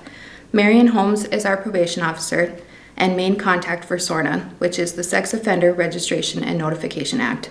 Aside from acting director, I am also the clerk of court. The band is represented by Benjamin Pachito from the Jacobson Law Group as our prosecutor. Heidi Drobnik of Swanson, Drobnik & Towsey is our public defender. Rebecca McConkey Green provides legal representation for the Bois Forte Family Health Services in child protection proceedings. The Bois Forte Court is presided over by our Chief Judge, Megan Troyer. In 2021, we continued court operations throughout the year and pandemic by holding court over Zoom, which allows for video conference court appearances. Each defendant is given a specified time to log in for their court hearing, which allows for a more designated court date. We continue to hold Child Protection Court on the second Tuesday of every month and Criminal Court on the second and fourth Wednesday of every month. The court has also established separate quarterly trial dates for criminal, civil, and child protection cases that will need to be set for a jury trial. Of course, social distancing and protective measures have been taken into consideration. In May of 2021, the Bois Forte Tribal Court was awarded the Coronavirus Emergency Supplemental Funding Grant. With this grant, the court was able to purchase courtroom computers, a door entry system, sanitizing supplies, and personal protective equipment to allow staff and visitors to help prevent the spread of COVID-19. We purchased a state-of-the-art case management system that went live in February of 2021. This software has allowed court cases and probation to be managed and monitored much more efficiently. Defendants are able to utilize SitePay USA, which is a payment service provider founded to assist them in making their payments to the court. SitePay USA is available 24 hours a day, 7 days a week, and supports the use of credit and debit cards, which makes for a fast, easy, secure, and convenient way to make payments to the court. On Wednesday, January 20th of 2021, the Bois Forte Tribal Council approved the revised Bois Forte Tribal Code. The revised code was published on the Bois Forte website, and the Bois Forte Tribal Court enacted the code with an effective date of March 1st of 2021. The court is happy to announce that the band will begin exercising special domestic violence criminal jurisdiction pursuant to the Violence Against Women Act. This will enable the band to commence criminal prosecutions against and exercise jurisdiction over non-Indian domestic violence offenders in the Bois Forte Tribal Court. Going forward, the band will be permitted to charge non-Indians for acts of domestic violence committed against Indian victims on the reservation and for violation of certain protection orders on the Bois Forte Reservation. Without exercising special domestic violence criminal jurisdiction, the band, like other tribal communities, face the familiar problem where non-Indian domestic violence offenders on the reservation escape criminal prosecution and fall through the cracks of jurisdictional complexities existing in Indian country. This happens because tribes generally do not have jurisdiction to prosecute non-Indians, and federal and state authorities are often unwilling to take on such matters. This leaves a loophole in the system where non-Indian domestic abusers on the Bois Forte Reservation can commit domestic violence without legal consequence. The exercise of special domestic violence criminal jurisdiction will close this loophole and will enable the band to better protect its members and community against domestic violence committed by non-Indians. We continue to meet regularly with the SUD staff to discuss individual cases and overall efficient provision of services for court-ordered assessments.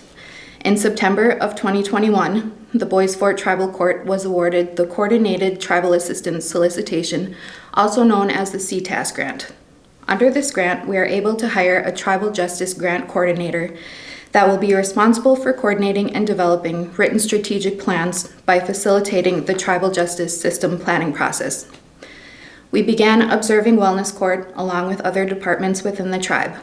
This is a post-conviction specialty court which provides for a community-based approach to treat members with drug and alcohol dependence violations of law. From October 2020 to September of 2021, the court heard 162 criminal cases, 41 civil cases, and 39 traffic cases, along with 9 juvenile cases for a total of 251 cases. In closing, if you have any questions, please contact us at the Bois Forte Tribal Court. You can reach the court by telephone at 218-757-3462 or 218-757-0174. The address for the court has changed to 12907 Palmquist Road, Suite B, Orr, Minnesota 55771, as we are no longer using a P.O. box. On behalf of everyone at the Tribal Court, we look forward to a productive 2022 year. Miigwech. Buju and Dinaway Magani Dog, Ninsa Beba Masha and Indigu, Dick and Nudam, speaking as Agi Gun and Dunjaba, Ahau Nui Tajandan, Guy Jigayang, Baboon, Emma Arazu Kanigamig, Majitada. So I guess what I said is, my name is Jalen Strong. I'm from Net Lake and I'm part of the Caribou clan. Here to talk about what we did last year for the state of the band, and let's get started. So the first thing I'd like to talk about is the COVID and how it's affected our attendance and programming over the last 2 years. So in my state of the band, I included the attendance rates for people coming through the Heritage Center and gave it a baseline of fiscal year 19. So it goes, on the chart it goes October 18th and then ends in September 2019.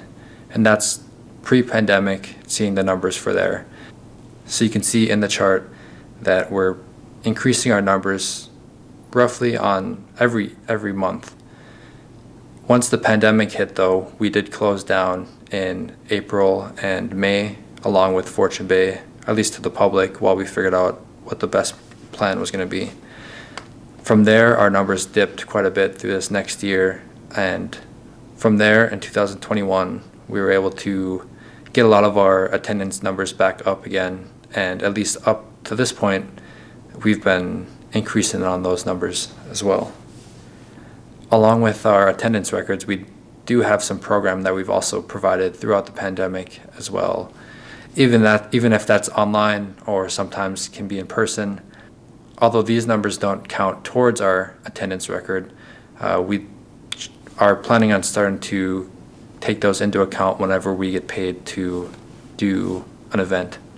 Some of the programming last year that we did was Oshki, which is a partnership between us, the forestry, New Lives, and the Healthy Hearts Fitness Center.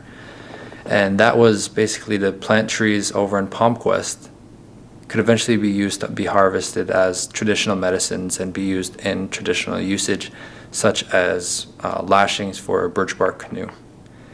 Another event that we had was our weekly culture classes that we held and covered a different topic every week, ranging anywhere from death to what Native humor is, and even just kind of ceremonies in general. So anybody that had any questions was able to attend over Facebook Live as well as Zoom.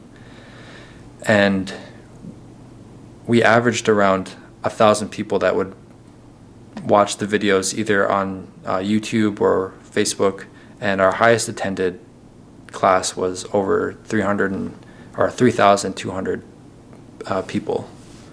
If you notice in the chart, our slowest time of the year is usually from November until about March. And during this time, this is when we really reach out to a lot of the local schools and different organizations around the area to do presentations for their organizations or classes.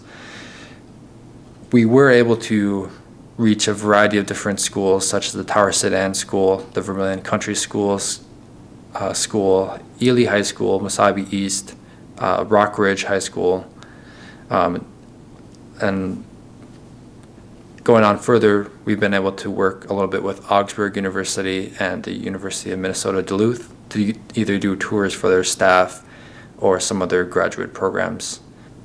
Along with the different organizations, we've done the YMCA camps, so YMCA Camp Du Nord as well as Northern Lights. We've done presentations, gone out there, worked with them on a couple of different topics that they had. We've also done presentations for the Voyageurs National Parks Board, as well as the Friends of the Voyager National Parks and Friends of the Boundary Waters. We also had 2 summer youth workers last year, which was a great experience, not only for them, but for us. We learned probably just as much about how to better reach and engage with the local youth, the tribal youth, just as much as they learned about the history of the tribe as well as traditional knowledge. We were able to bring them out on Lake Vermilion to check islands with us that are held within the Bureau of Land Management, and we have a partnership with them to make sure that people are still using these islands, and they've had traditional items found on them. Another thing we were able to do is go out and work with forestry to survey some land that would be used later on for timber sales, and that was a fun experience to be out with them. One of the biggest things that they did for us was helping us archive and document some of the files that we have in the Heritage Center so that it's more accessible and easy to find.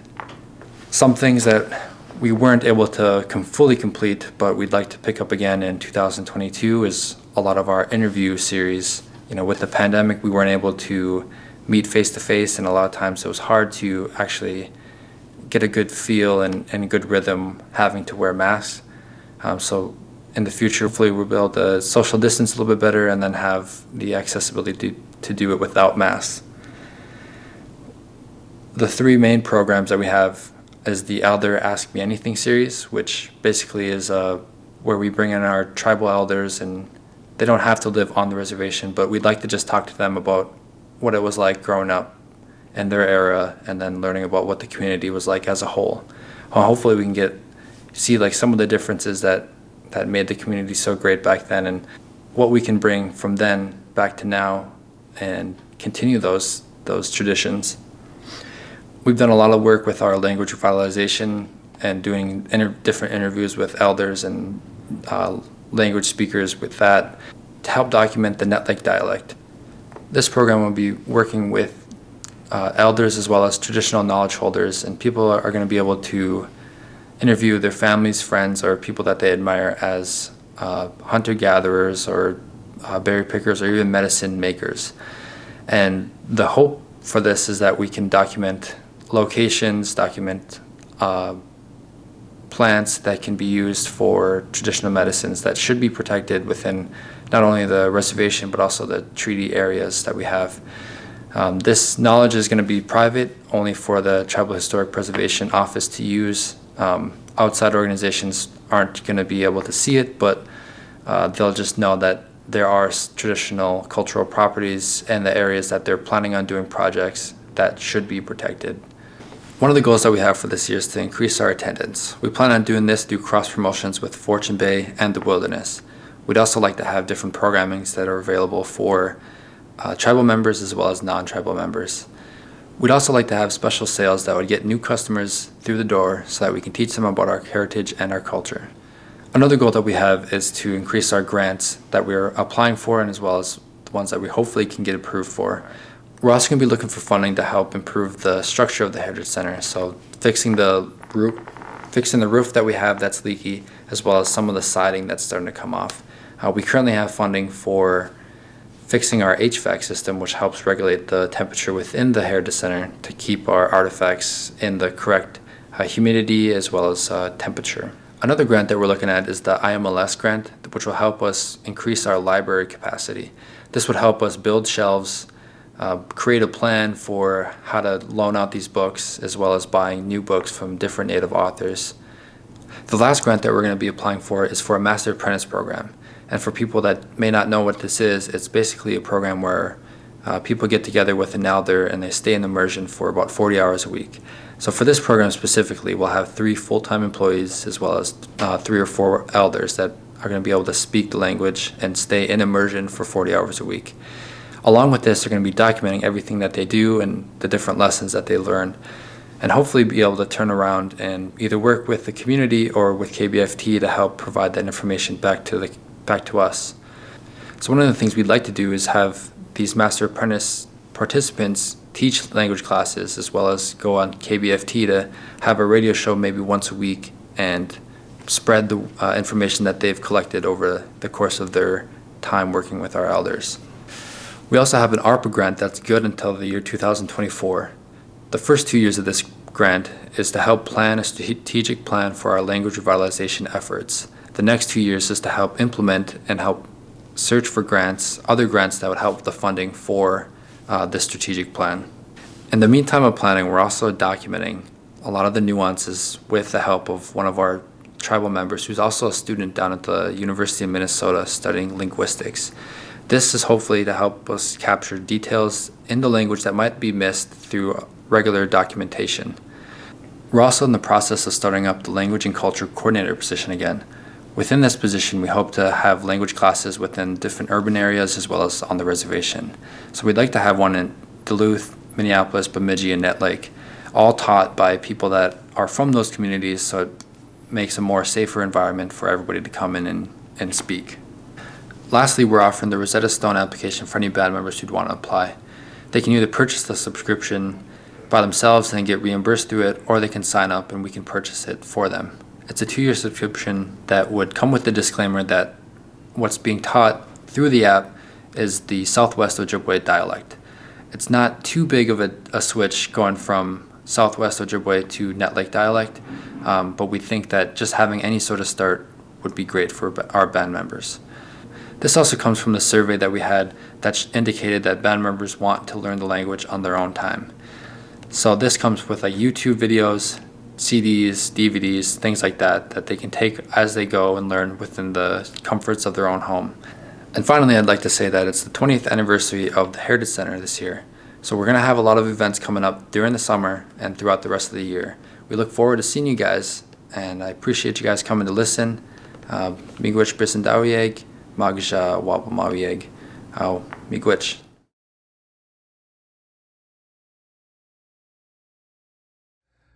Hello, I'm Maya Beltran, CEO of the Bois Forte Development Corporation and GM of Fortune Bay Resort Casino. Hello from NIGA 2022 in Anaheim, California.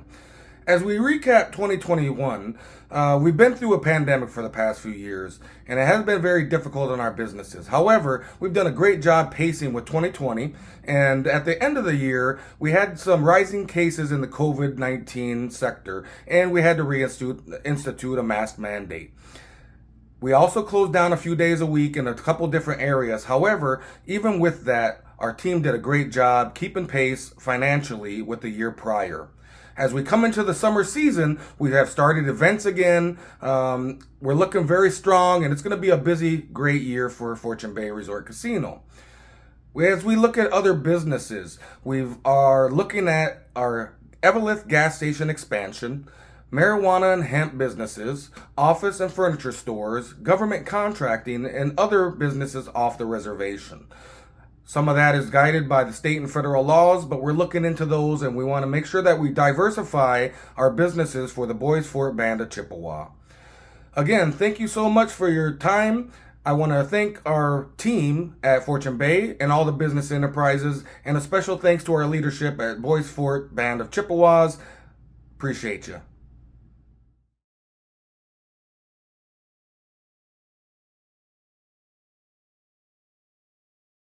Hello everyone, this report will be for the Bois Forte Housing Program.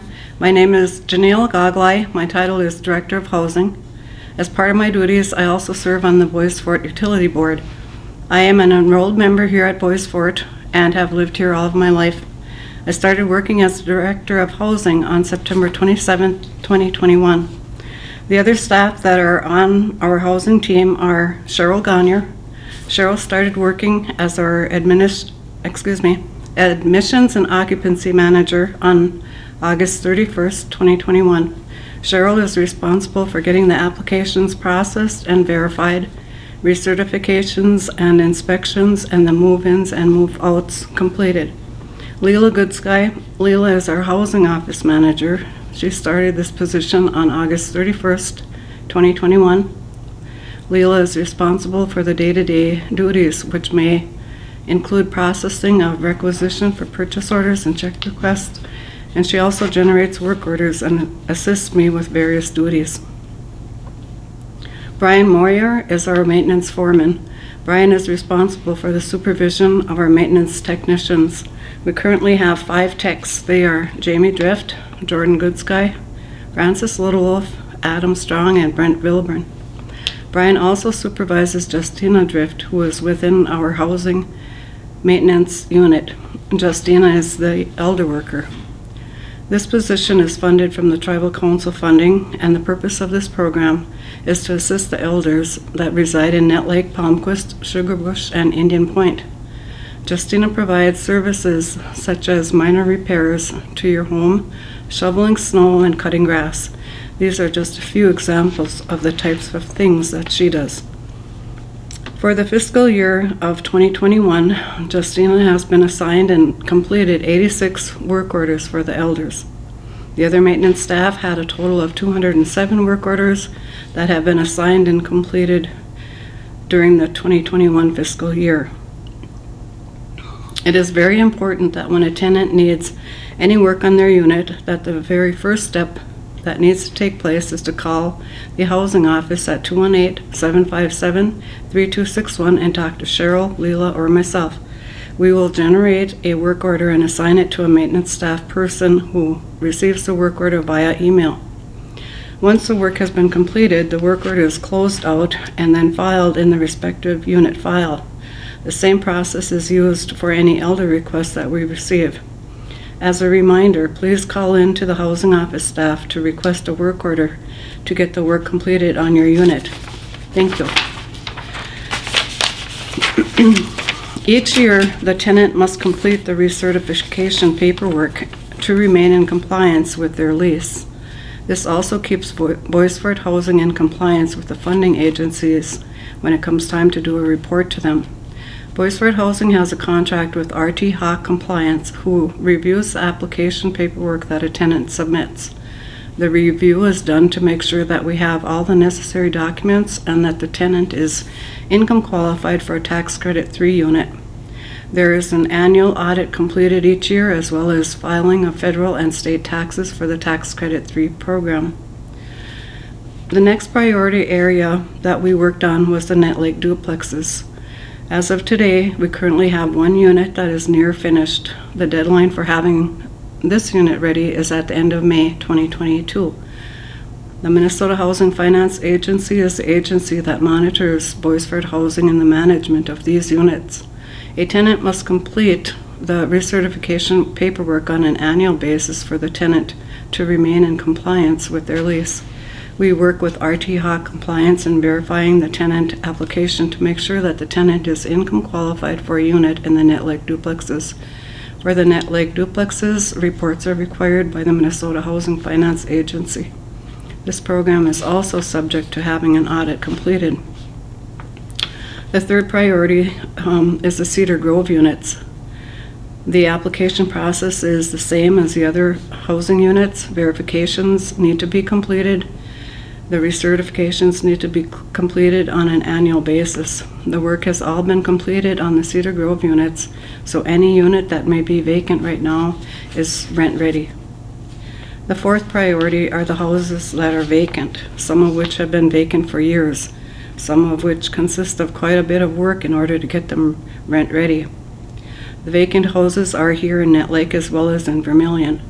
Maintenance staff have begun working on getting the houses cleared of any items that have been left in the houses after a tenant has vacated the house.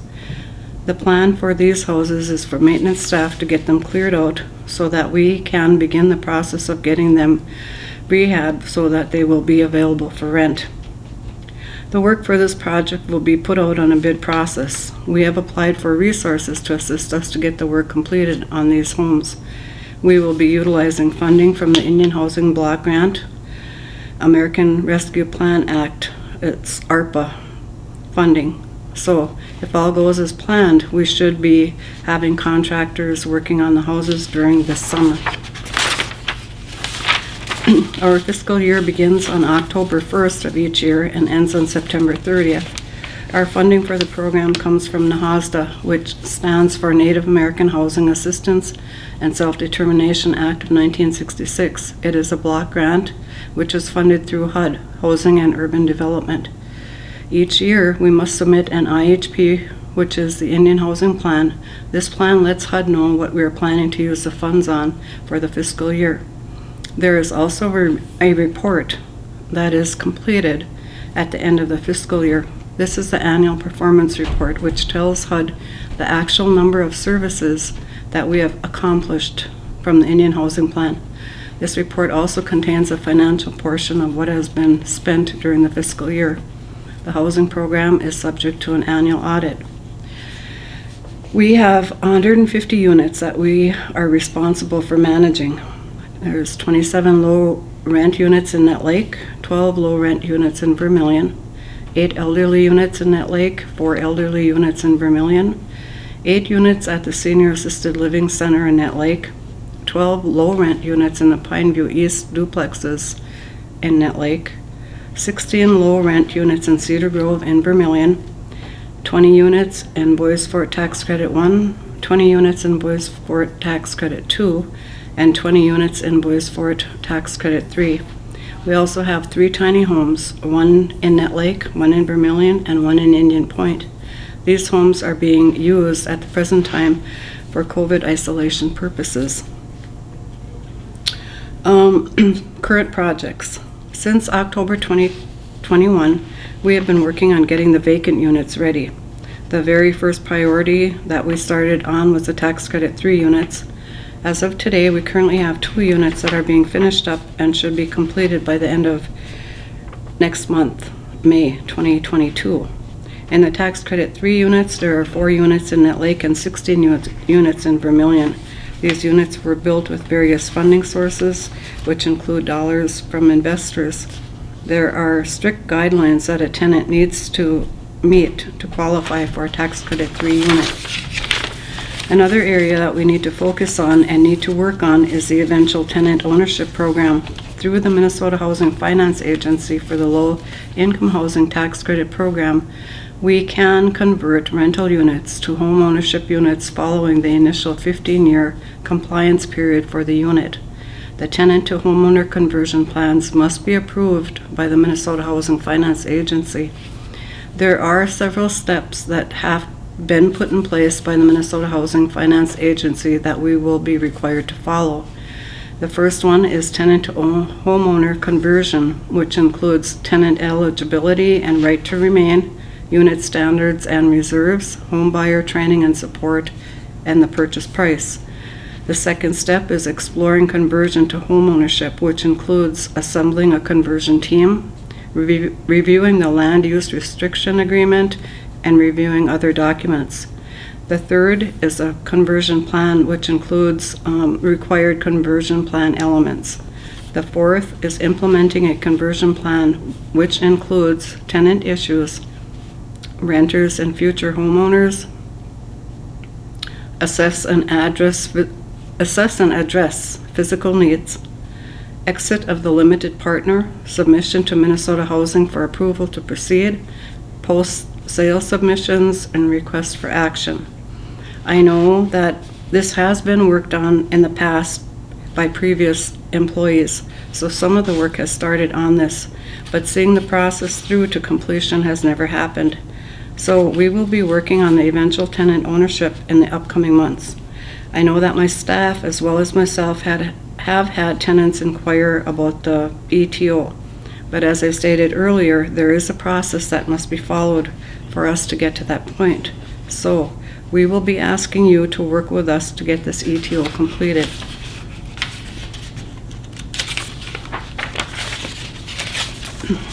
Future projects. We are currently working with Bluestone Strategy Partners. Tribal leadership has retained Bluestone to facilitate and support the next phase of implementation, planning for developed priorities. The strategy that leadership developed leverages Direct Payment Tribal American Rescue Plan Act, or ARPA, funds by preparing prioritized projects to seek as many non-direct ARPA funds as possible. As part of the work session process, the following 8 priorities have been identified top priorities for Bois Forte housing. Develop new elder housing units, develop an over-income housing project, develop an apartment complex, develop middle-income housing, rental housing, rehabilitation of current housing infrastructure where it is failing, identify land and develop infrastructure for future housing, assess and update housing policies and procedures. Another area that I would like to see improvement on is to have better communication and a better working relationship with our tenants. We are in the process of brainstorming ideas of things that we can begin to work on to improve in this area. We are open to any suggestions that you may have, so feel free to contact me.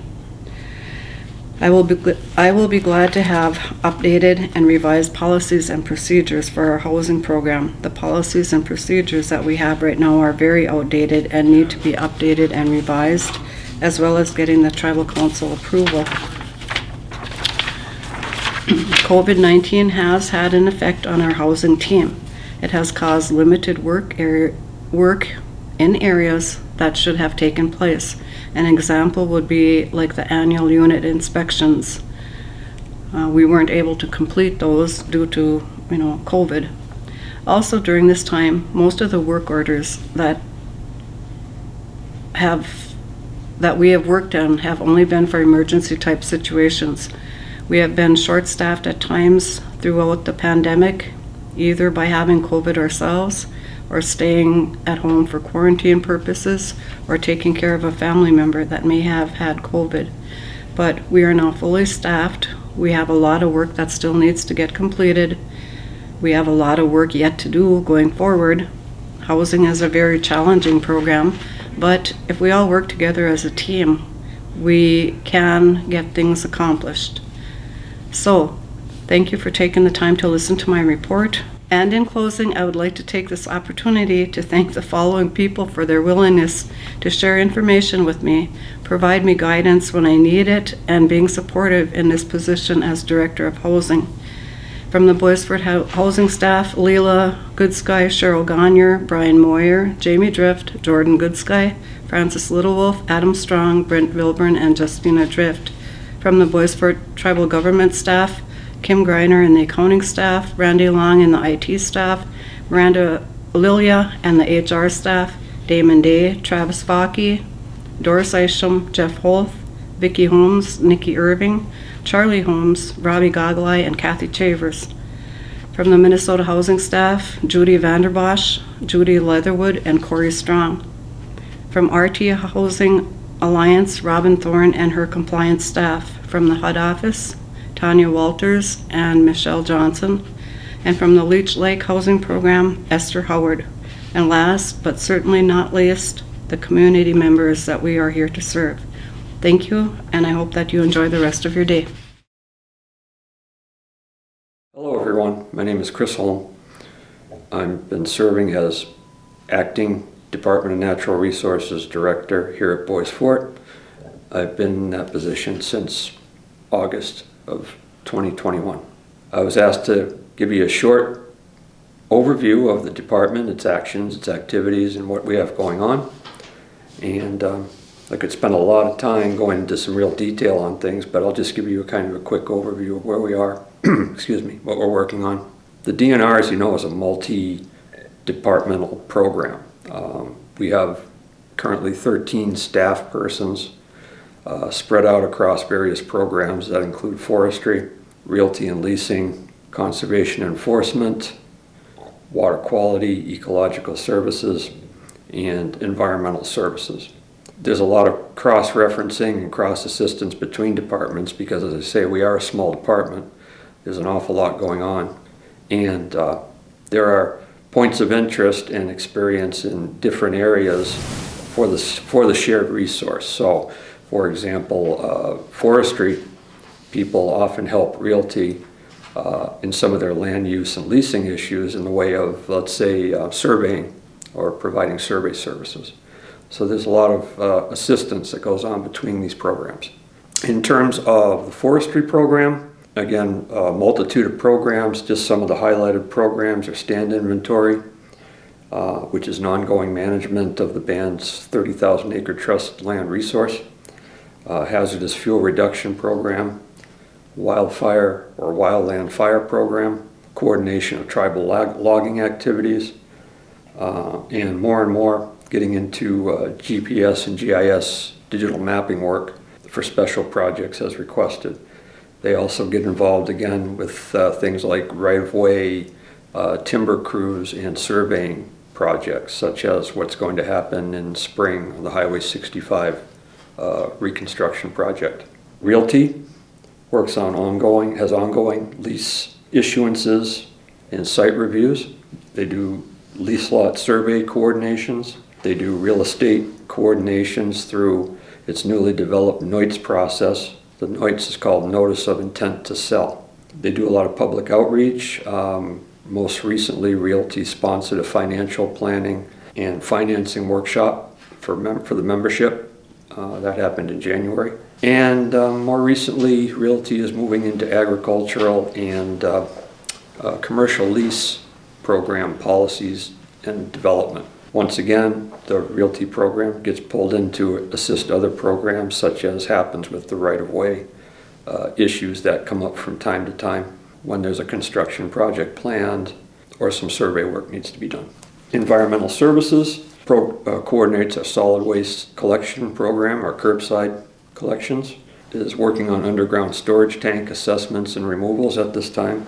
They assist in EA, environmental assessment, document development for projects when, let's say, a grant is being written. Usually a section of the grant involves environmental assessment of the site, so they would be involved in site review in that regard. And they're moving more and more into land contamination and remediation issues, brownfield issues.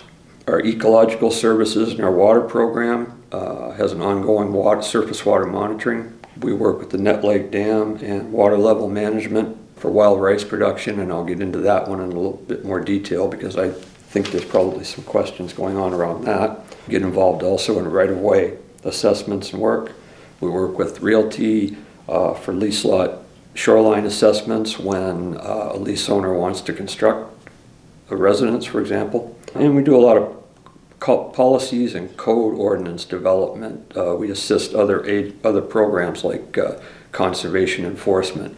We act as the go-between between, let's say, conservation enforcement and the band's legal people to develop the codes and policies or revise those. That's part of what the water program does.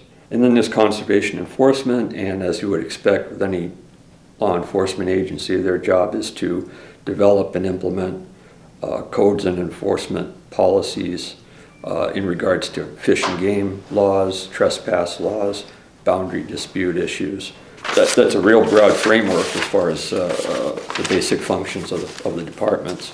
I'll talk just a little bit about some top priority projects, and I should say at the top that search for funding, for money, is always a top priority. That never ends.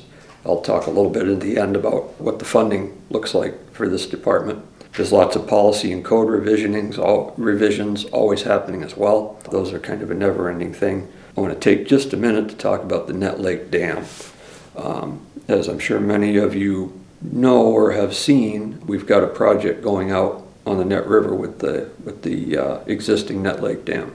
That dam is now 35 years old. It's had a fairly hard life, and it's starting to show its age. Some recent feasibility studies and engineering assessments have found significant problems with that structure. Further studies, cost studies on it have been shown to us that suggest that in order to fix, for a variety of reasons, some beyond the band's control, that structure is in danger of failing.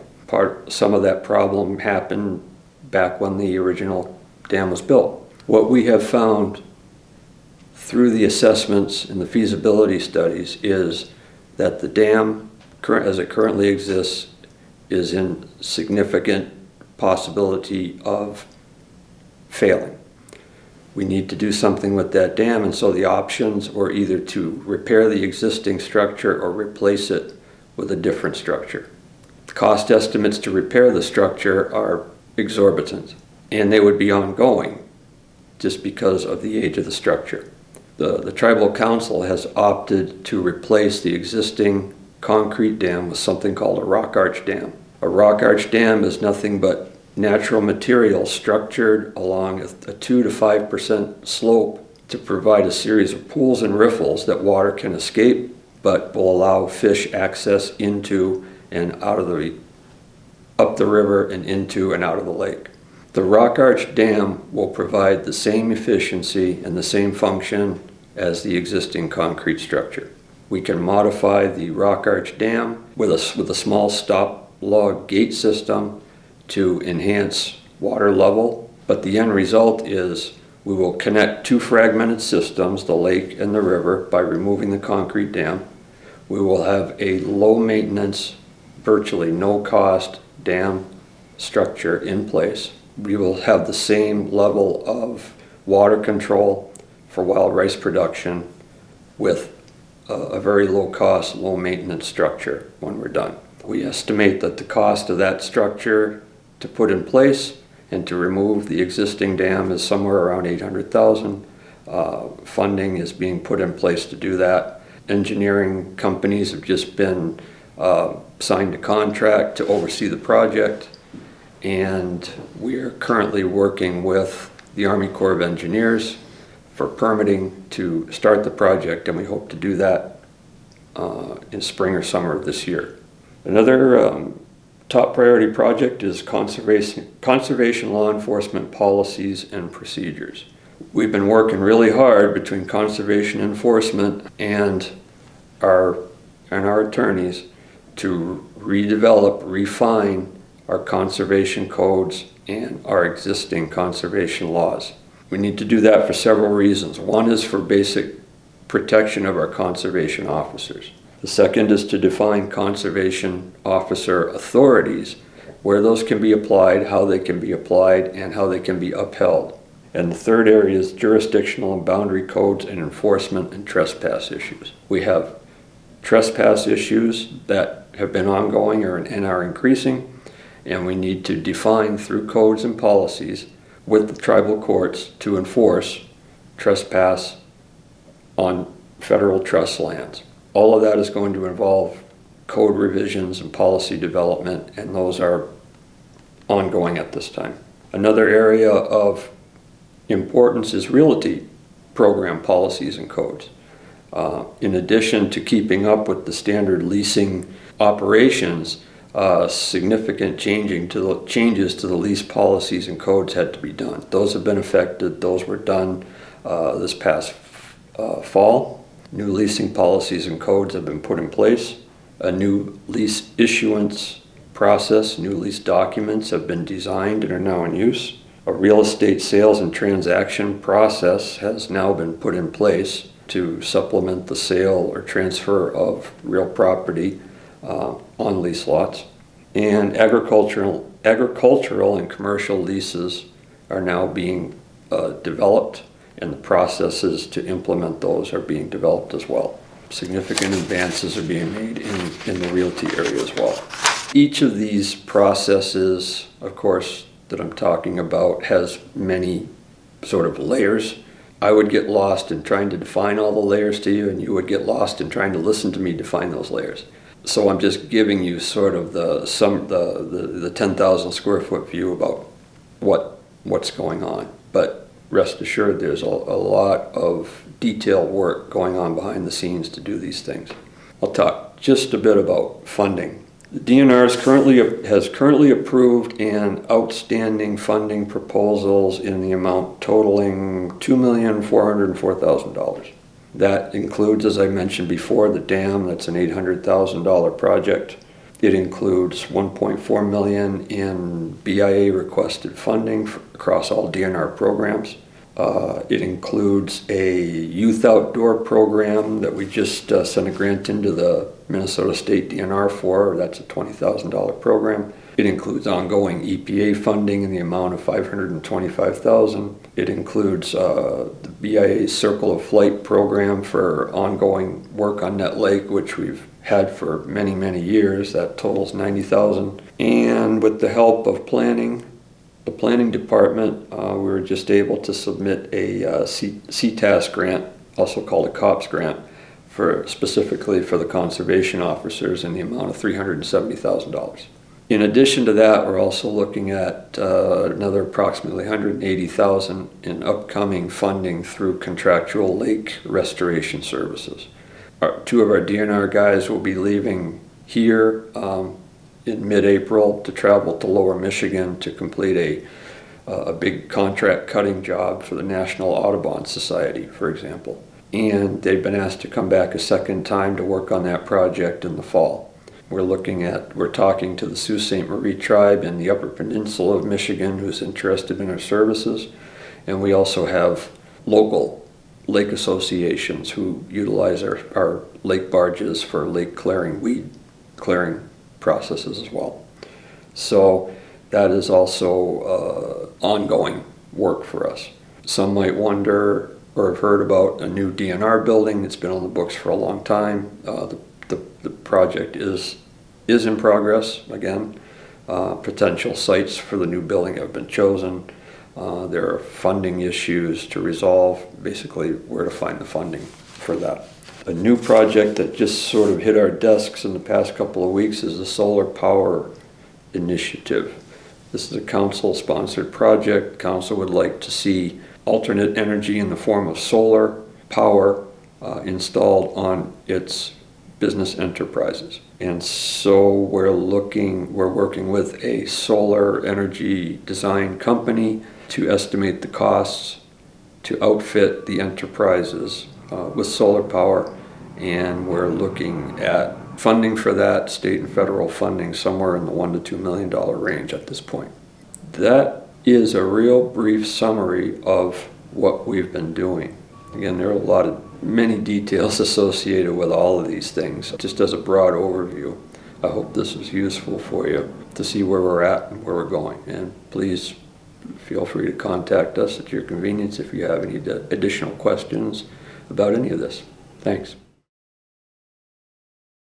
To the 2021 Bois Forte State of the Band Financial and Accounting Department report.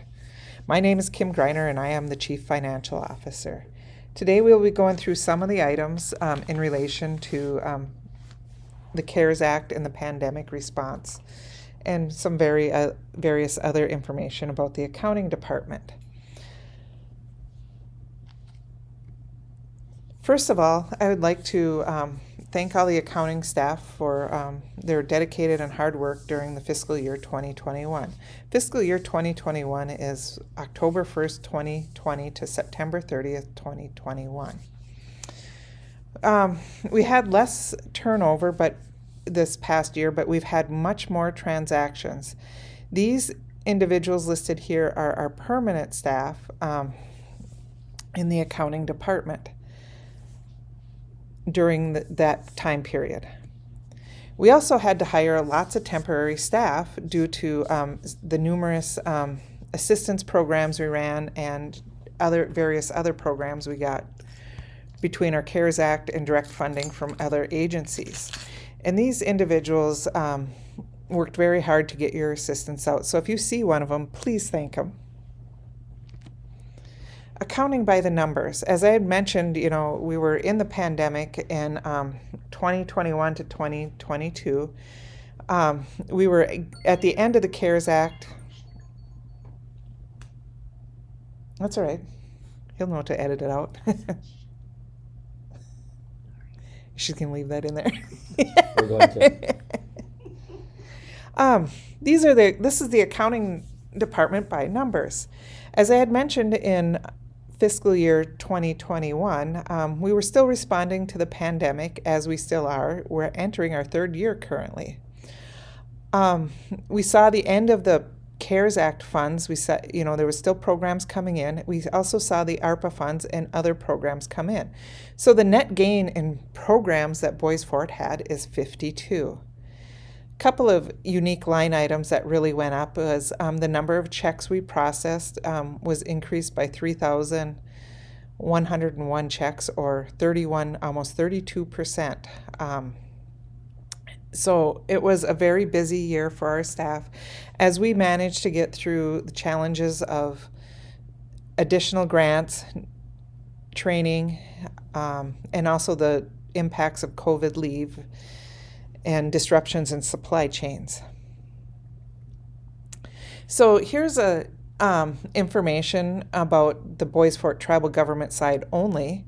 In 2020, this is by fiscal year, our total employment cost with all the benefits was $15,139,951.92. In fiscal year 21, that increased to $16,774,336, that increased to $16,774,366.48, which was a little over a $1.6 million increase. We had a net increase of employees of 25. And this is based off the number of employees that received a paycheck. So we basically had an increase in employment cost of 8.56 for northeastern Minnesota primarily. So some noteworthy items about funding. As I had mentioned earlier, we were at the end of the CARES Act and moving into new funding sources. So in fiscal year 2021, we saw historical funding to Indian tribal governments. There was the wrap-up of the Corona Aid, Relief, and Economic Security Acts, also known as the CARES Act funding. It was enacted in March 27, 2020, and it was funding from U.S. Treasury, also to federal agencies and to the state of Minnesota. And besides our direct allocations, there was many grant programs you were able to apply for. We also saw what was the Consolidated Appropriations Act of 2021, which was enacted on December 21st, 2020, which basically funded the remaining of the federal programs for fiscal year 2021, which is a normal budget process. But I wanted to point out this money, this appropriation, because this is where the Emergency Rental Assistance Program was enacted, and Bois Forte was a recipient of a direct allocation, which was then assisted Bois Forte band member households. The next item that we saw in fiscal year 2021 was the Coronavirus Response, Relief, and Supplemental Appropriations Act, and this was additional CARES Act funds that primarily went for health, education, daycare, and transit programs. And finally, there was the historical American Rescue Plan Act, which was enacted on March 13th, 2021, and that was direct funding from U.S. Treasury and federal agencies. And the grant opportunities are just starting to be announced, and the pass-throughs from other places. With that, there was lots of challenges. The changing guidelines, the guidelines for these programs was changed for what was allowable, and changing timelines to meet the needs of the pandemic. There was staffing issues. There was additional programs require additional staff. There was disruptions to staff work time due to COVID out for COVID-related reasons, such as they had COVID themselves, they had to quarantine, or their kids were home because there was no daycare. There was many supply chain disruptions, increasing cost, and there's lots of competition for consultants and contractors. All the governments are all trying to vie for the same products and services. So here's kind of a visual of the timelines and the programs available during fiscal year 2021. In the middle section, you can see from October 20th to September 2021, we had our regular 2021 appropriations that came in. We had the CARES Act, and in January of 2021, they had extended the deadlines to spend and use the money and get the programs up and running or services complete. We also saw the CRSSAA come into play, and that has various different ending timelines. We saw the Consolidated Appropriations Act, which is primarily the funding for the fiscal year from the federal government, but it also had the ERA program in there. And then there was the beginning of the ARPA, which there was lots of things to do in planning, and there's continuous planning, monitoring, recording, and providing services. And just right around the corner coming in fiscal year 2022 is the bipartisan infrastructure law, which is mostly grant driven, and it's great opportunities to get a lot of infrastructure for roads, water, sewer, broadband, and safety things completed. But it also takes time to write the grants and apply for them. So to demonstrate the new programs we had in 2021, I have listed them by Appropriation Act. So these are the new programs that started in 2021. So the CARES Act was at the end of the funding, and that had to be, there was timelines, so it was, these were pass-throughs from other agencies basically. So you, or grants that we applied to from the state of Minnesota. So the new CARES Act funds that totaled $586,371. Under the CRSSA Act, there was 3 new programs that we got, and we got $931,714. Under the Consolidated Appropriations Act, the one that I wanted to mention was the Emergency Rental Assistance, or ERA program. And Bois Fort's allocation was $1,313,813.86. Finally, with ARPA rolling out about halfway through the fiscal year, we had several funds in here, and some are direct allocations from the U.S. Treasury or some are direct allocations from the U.S. Treasury or U.S. Treasury programs, and also the grants are just starting to roll out, which we are in the process of using Bluestone to help us obtain as much funding as possible to meet our needs. The asterisk ones at the bottom is all to account for our American Rescue Plan Act of $29,194,620.61. It is split out into 4 programs to meet the reporting requirements and the complexity of this program and the number of line items. So this in itself has its own challenges to monitor. On this page is additional programs that we got from other sources that is not CARES, ARPA, or elsewhere. And there's a couple pages of these. The first one, the program Boys and Girls Club food program, is an anonymous donation. We do not even know who it came from, but it was funneled through the Boys and Girls Club. So we don't list a funding agency on there. So getting down to the bottom of the other funds, of other non-pandemic related funds, we had an additional funding of $4,844,147. And finally, we have one new tribal fund, and this is for the ARPA investment income. We that is tribal dollars, and we are accumulating that for a reserve or a special project future down the road. So of the 52 new programs we had in fiscal year 2021, we had funding available of 44,000. Of the new funds for fiscal year 2021, the 52 programs, the grand total available was $44,049,344.93. And this is not when it was spent, but this is when we received the grants during that fiscal year and started administering the programs. So the next thing I would like to talk about is the U.S. Treasury CARES Act. This was the big first response from the tribal, or first thing I'd like to talk about is the U.S. Treasury CARES Act.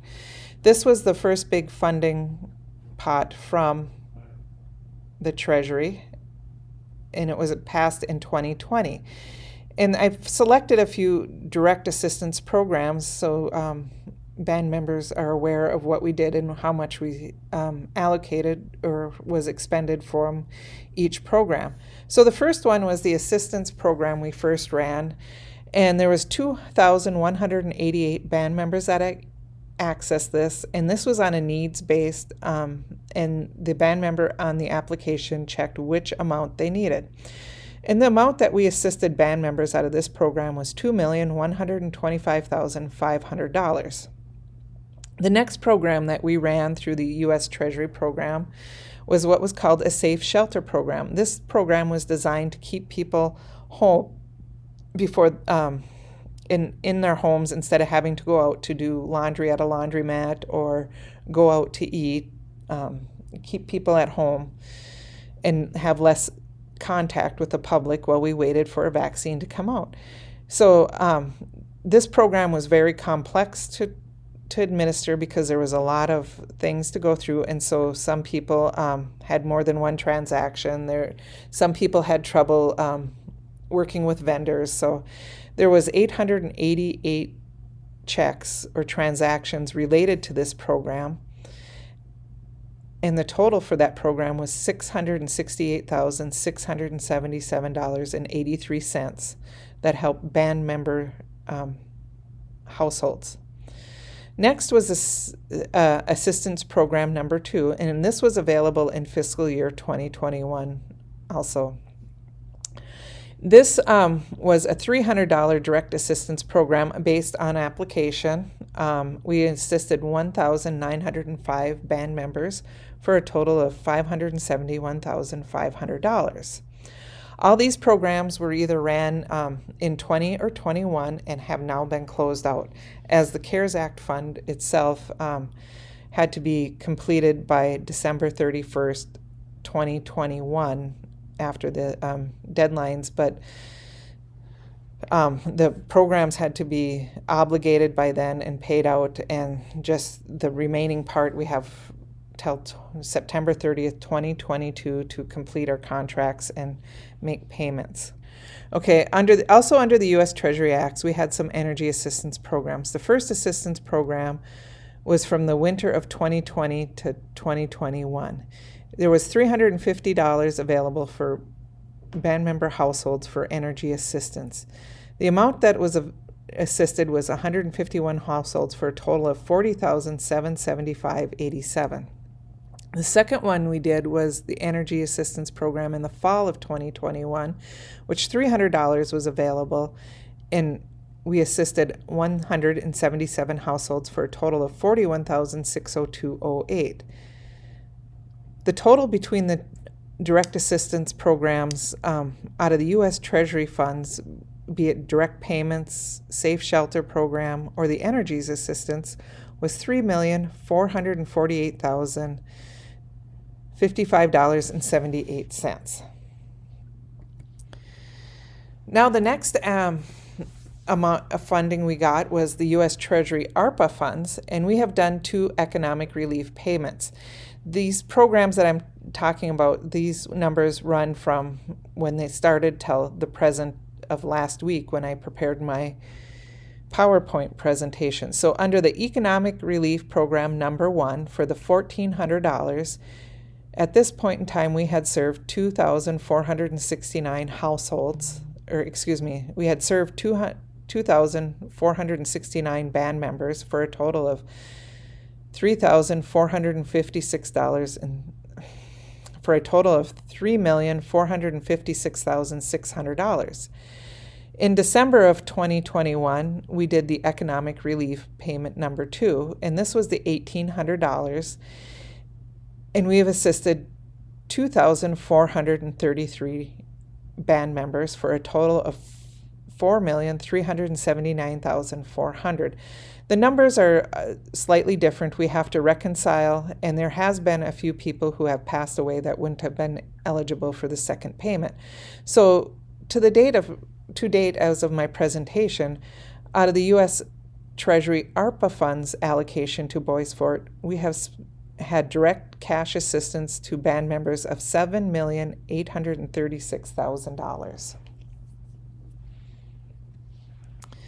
Some other selected programs to note is there was 2 major housing assistance programs. The first one was the COVID Housing Assistant Program, also referred to as CHAP. And this was a program from the state of Minnesota. It was their U.S. Treasury funds that they gave to the Minnesota Housing Finance Agency, and they designed a program, and we administered and served band members through this. It could be we served anyone who applied because it was for any band member who lived in the state of Minnesota, because it's the state of Minnesota funds that met the criteria. So in this program, we assisted direct household payments of $354,930.84. This program ended in winter of 2021, so probably around January the program closed out because they were out of funds. The second program with direct assistance to programs is, or to household, the second program with direct assistance to households was what's called the Emergency Rental Assistance Program, or ERA program. This was a direct allocation in the Consolidated Appropriations Act to Bois Forte, as other tribal governments, states, and municipalities had received. So as the date of preparing this presentation, Bois Forte had spent for renters, had helped out households for a total of $1,210,251.84. There was some administration costs with this, and it was limited, so the total between the CHAP program and the ER program, Bois Forte assisted households in housing cost of $1,565,182.68. Is the CARES Act report. This report as of September 30th, 2021 was 50 pages long. Some pages just have some titles on it, and I just wanted to go through to show people where we were at and the projects that were included. So I will page down, and you may want to pause your YouTube video to read through the pages. So this is the introductory page. This is the legal entity of Bois Forte. And here is where we list all the projects that we had taken on or planned to do at one time. And there's several pages of these, so you can read through these by pausing. This is page 1 of our programs, page 2 of our programs, page 3 of our programs, page 4 of the programs. At this point, you can see we're up to over 100 different projects we were doing out of our CARES Act direct allocation of U.S. Treasury funds. And this is page 5. So at this point, we had 104 different projects we were trying to do out of this pot of money program alone. Here is the people who we had sub-recipients. Sub-recipients were considered people who had contracts of $50,000 or more. Here is the contracts amounts for various projects, or the selected ones that were over $50,000. And there are various sub-reports that you have to do through this, and so you can slowly look at it. Some of them we didn't use. But the last page that I wanted to go through was, this is the overall response. So for the pandemic, out of the U.S. CARES Act direct allocation, Bois Forte actually had received additional funding. So we actually received an additional $641,487,000 due to some lawsuits that went to the Supreme Court. When the Treasury decided to do the allocation for the CARES Act, they used some old data, and some tribes got no money at all because they did not have the qualifying data at those points in time. And also, the Alaska Native Corporations, or the ANCs, had sued because it was originally determined at lower courts that they were not eligible for the funds. Well, when this case went to the Supreme Court, it was ruled that they had to, ANCs were eligible, and the Treasury had the funds set aside. And then some tribes were significantly underfunded, and so Bois Forte was one of those tribes that was underfunded, so we received an additional $641,487 in the summer of 2020, and at that time it had to be spent, the rules were to be spent by, Bois Forte received $641,487 additional in the summer of 2021, and it had to be spent by December 31st, 2021. So Bois Forte's total allocation for the U.S. Treasury CARES Act was $7,478,462.62. As of September 30th, 2021, Bois Forte had a remaining $411,129.51 to expend by December 31st, 2021. Then in December, the U.S. Treasury changed the rules again, and you did not have to have everything completed by December 31st. You had to have it obligated, and the contracts have to be complete and paid for within the next 9 months, for the most part. So there is some other reports, sub-reports for the report, but it is 50 pages long, as you can see, and each one is a contract. And so I am slowly scrolling through, and you can read through. There's reporting on each project we kind of did with a major contract. If you want to read the detail, you can pause your presentation and read.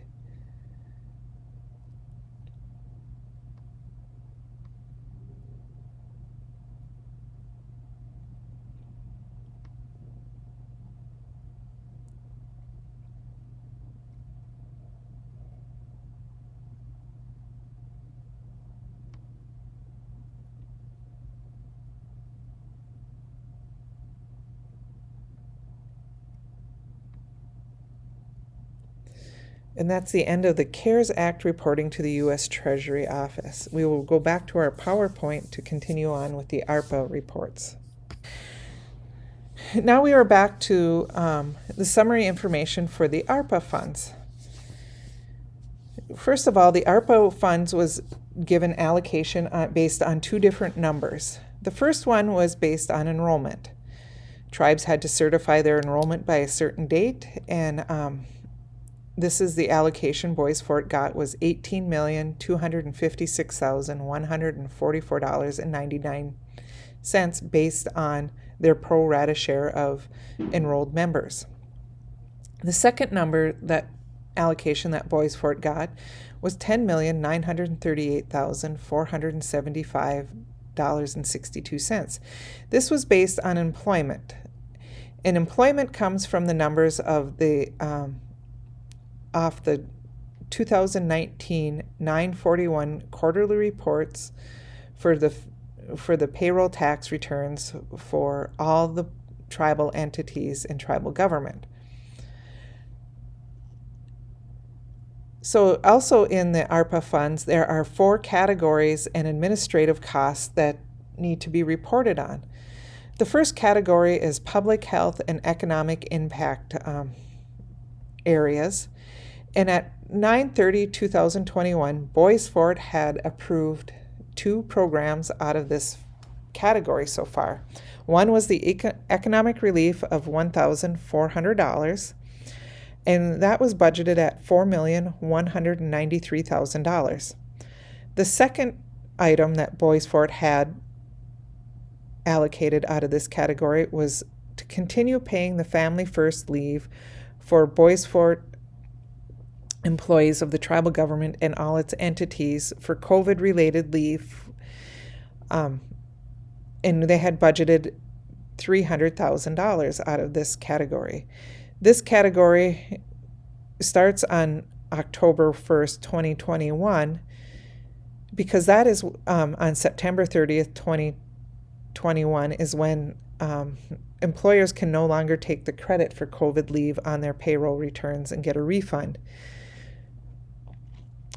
And also at this time, Bois Forte had not really had large numbers of people out for the Family First. We really got hit with people being exposed and sick in the fall of 2021 to the spring of 2022. The second category is premium pay to eligible workers. Eligible workers had to be, by the definition of U.S. Treasuries, had to be the employees of the government or the enterprises directly. We were working it on at this time, and as of September 30th, 2021, we did not have amounts calculated, and we had not done the payment. The payment came out later in the fall of 2021. The next category is what's called the revenue replacement category. The Treasury dollars has a exercise you do that you look at your 2019 revenue, and then you look at your 2021 revenue to come up with lost revenue, and then you do a few calculations, and you come up with when an unrestricted category, a fairly unrestricted category. This is called the lost revenue calculation max. At this point was estimated at $12 million. We are just finalizing that number this week, and we will have a more accurate number. Revenue replacement dollars has to be used for government-related services. It does not have to be in response to the pandemic, but it has to be something the government would normally do, or a government service you were considering doing, but you cannot do because you lost revenue due to the pandemic. There is one item as of September 30th that the Bois Forte tribal government had approved, and that is the dam berm for the Net Lake Dam. And that was at a cost of $12,240. One of the items that is a priority for the tribal government is to have a corrected dam put in place for the Net Lake to protect the wild rice. And we are in the process currently of the engineering and getting cost estimates. Most of this will be paid out of this revenue category also. The fourth category is investments in water, sewer, and broadband infrastructure. At this point in time, at 9/30/2021, Bois Forte had not opted to do any programs at that point. The last area is the admin costs for the ARPA dollars. There is a lot of money that goes into, a lot of money going through this program, and a lot of planning and work to be done.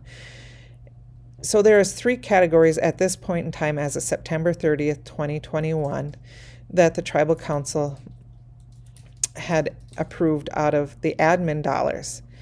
There's the ARPA Stimulus Fund Coordinator, and that's 3 years of salary, fringe, mileage, cell phone, and office expense and related costs for that individual. And that is a total of $246,963. Also, there is a lot of legal work to be done with the ARPA dollars, and so currently the Bois Forte has allocated $200,000 in legal fees towards the administration of this dollar. And the last item that we have allocated was office supplies of $10,000, and this is for the various mailings and postage that would go out to administer programs. And at this point, we had only incurred the cost of $937.58, and that primarily was the envelopes to the manila envelopes to mail out applications. So overall, at this point in time, Bois Forte at September 30th had only budgeted out and plan to use $4,962,203 of the ARPA U.S. Treasury direct allocation. Here is a summary of various parts to it to keep track for various reporting stuff. So the first category is, at this point in time, there was $24,232,417 unbudgeted. So with our estimated, also on this one is the restrictive categories. If we have a lost revenue calculation of estimated 12 million, we have to spend $17,194,620.61 on the other categories.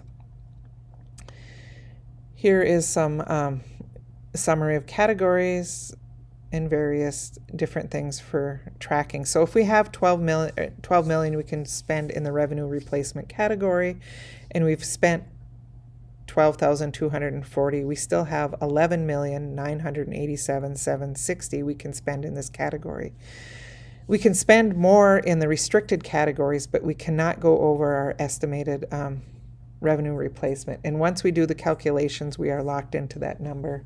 So that will be when we do further reports, which the first reports for ARPA are due April 30th, 2022. So there's some upcoming items I would like to note in winding up my presentation is a lot of people have been asking about the Homeowner Assistance Fund, or commonly referred to as HAF. This helps with past due mortgages, taxes, insurance, and utilities and selected repairs for homeowners. And Bois Forte has designed their program to have up to $7,500 assistance per program. Bois Forte has designed their program to assist people who are income qualified up to $7,500 in assistance on the selected categories that we have opted in our design in the programs. We have submitted our program to Treasury, and we are still waiting as of today to hear if our program has been approved or not. In talking with other tribes and housing agencies, there's only about 50 tribes in the United States that have had their homeowner assistance program approved, and there's only one in the Great Lakes region that has had theirs approved. So the Treasury is very slow on approving those programs, and we are patiently waiting. A good positive note is the state of Minnesota is about ready to kick theirs off. And if you are a resident anywhere in the state of Minnesota, on or off the reservation, and you income qualify and you have past due expenses, you can get help with your past due mortgage, taxes, insurance, and insurance. The state of Minnesota did not opt to do utilities and selected repairs. Please refer to homehelpmn.org, I believe. Please refer to the Minnesota references. I have sent out various notices to try to get the information out to help those who are in need. Another program that has been rolling out is the State Small Business Credit Initiative. We have to design a program and also submit this to Treasury for approval. Treasury just pushed the dates back of the application deadline to September of 2022. You can collaborate on this program. So we are collaborating with some neighbor reservations, IRRB, private foundations, and consulting, a consulting firm to design and submit an application. This is a very complex program, and it has a lot of different areas and design and thought needs to be going into this. But we are working on it, and we will let you know once it is open. And this is to help band member small businesses grow and develop. And the last thing that's coming out that came out after the fiscal year in 2022 is the bipartisan infrastructure bill. There's many grants available for transportation, climate, energy, and environment, and various other areas. These are almost all grant applications and not direct allocations, so this is going to take a lot of time to pursue, and Bois Forte staff will be diligently working on to try to meet all the goals and objectives of the Tribal Council to provide a better community for the Bois Forte Reservation. And thank you for listening, and have a good day. Hello, my name is Darlene Johnson. I am the American Rescue Plan Act, ARPA, coordinator. I was hired about 1 year ago when the second round of COVID monies was dispersed. One of my duties is to gather information from Bois Forte band members. A recent survey went out to prioritize projects they felt was most important to them. Funding from ARPA and possible monies from federal grants will be used on projects that will make the greatest short-term and long-term impact on our communities. The following are the results of the survey.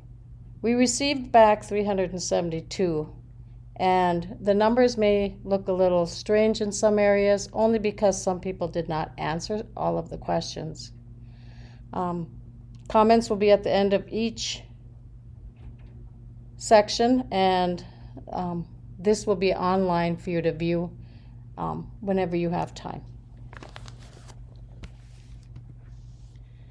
Overall ranking priority, this was at the beginning of the survey, and you were to rank the overall needs of the community.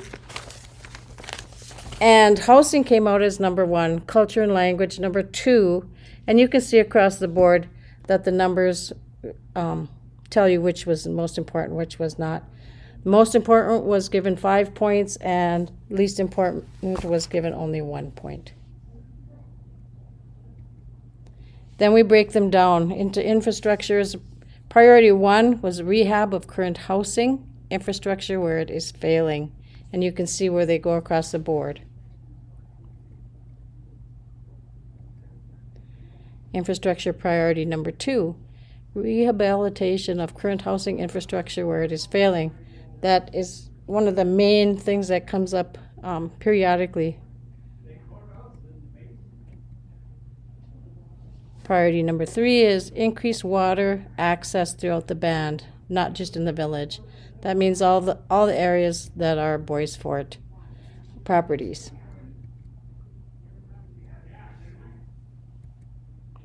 Again, suggestions at the end of each. Housing priority number 1, develop new elder housing units. Housing priority number 2, rehabilitation of current housing. And housing priority 3, develop middle income housing, rental housing property.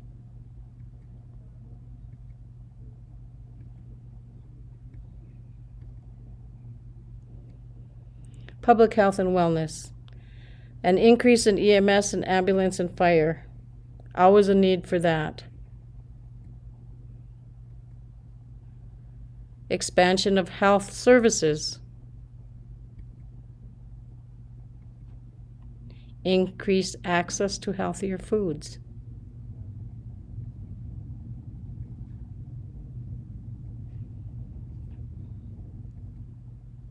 Community development.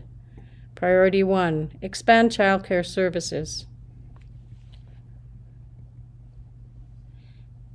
Priority 2, teen center activities. And there was a glitch in the program, and I misplaced the graph for priority 3, but the comments are here.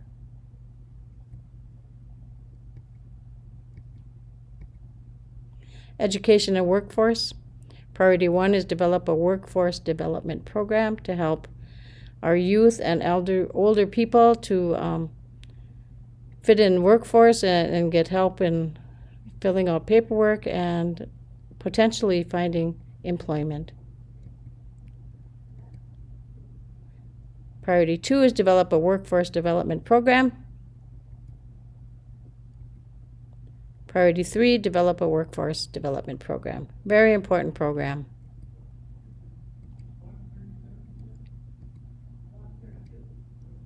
Economic and small business development. Priority 1 is create a marijuana hemp business. Priority 2, evaluation of the current casino.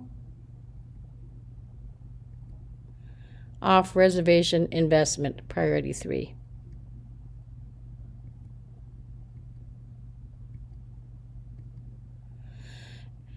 One of the questions was, do you believe the band should make an effort to expand into different economic industries? Yes, 288, no, 36. Post-COVID, after COVID, do you feel that economic diversification should be a priority? 142 was agree. Culture and language, priority 1 was increased language preservation program. Priority 2 is create apprenticeship program for language fluency. And priority 3, traditional medicine programming. The next section is was at the very end of the survey, and it was outlining on-reservation and off-reservation Bois Forte membership comments. There's numerous pages. Again, this will be posted online so that you can read them at when you have time. Lots of good information, lots of good input. I appreciate your taking the time. Please look at this. It's some very interesting things that are on here. Thank you. I appreciate your time, and have a good State of the Band.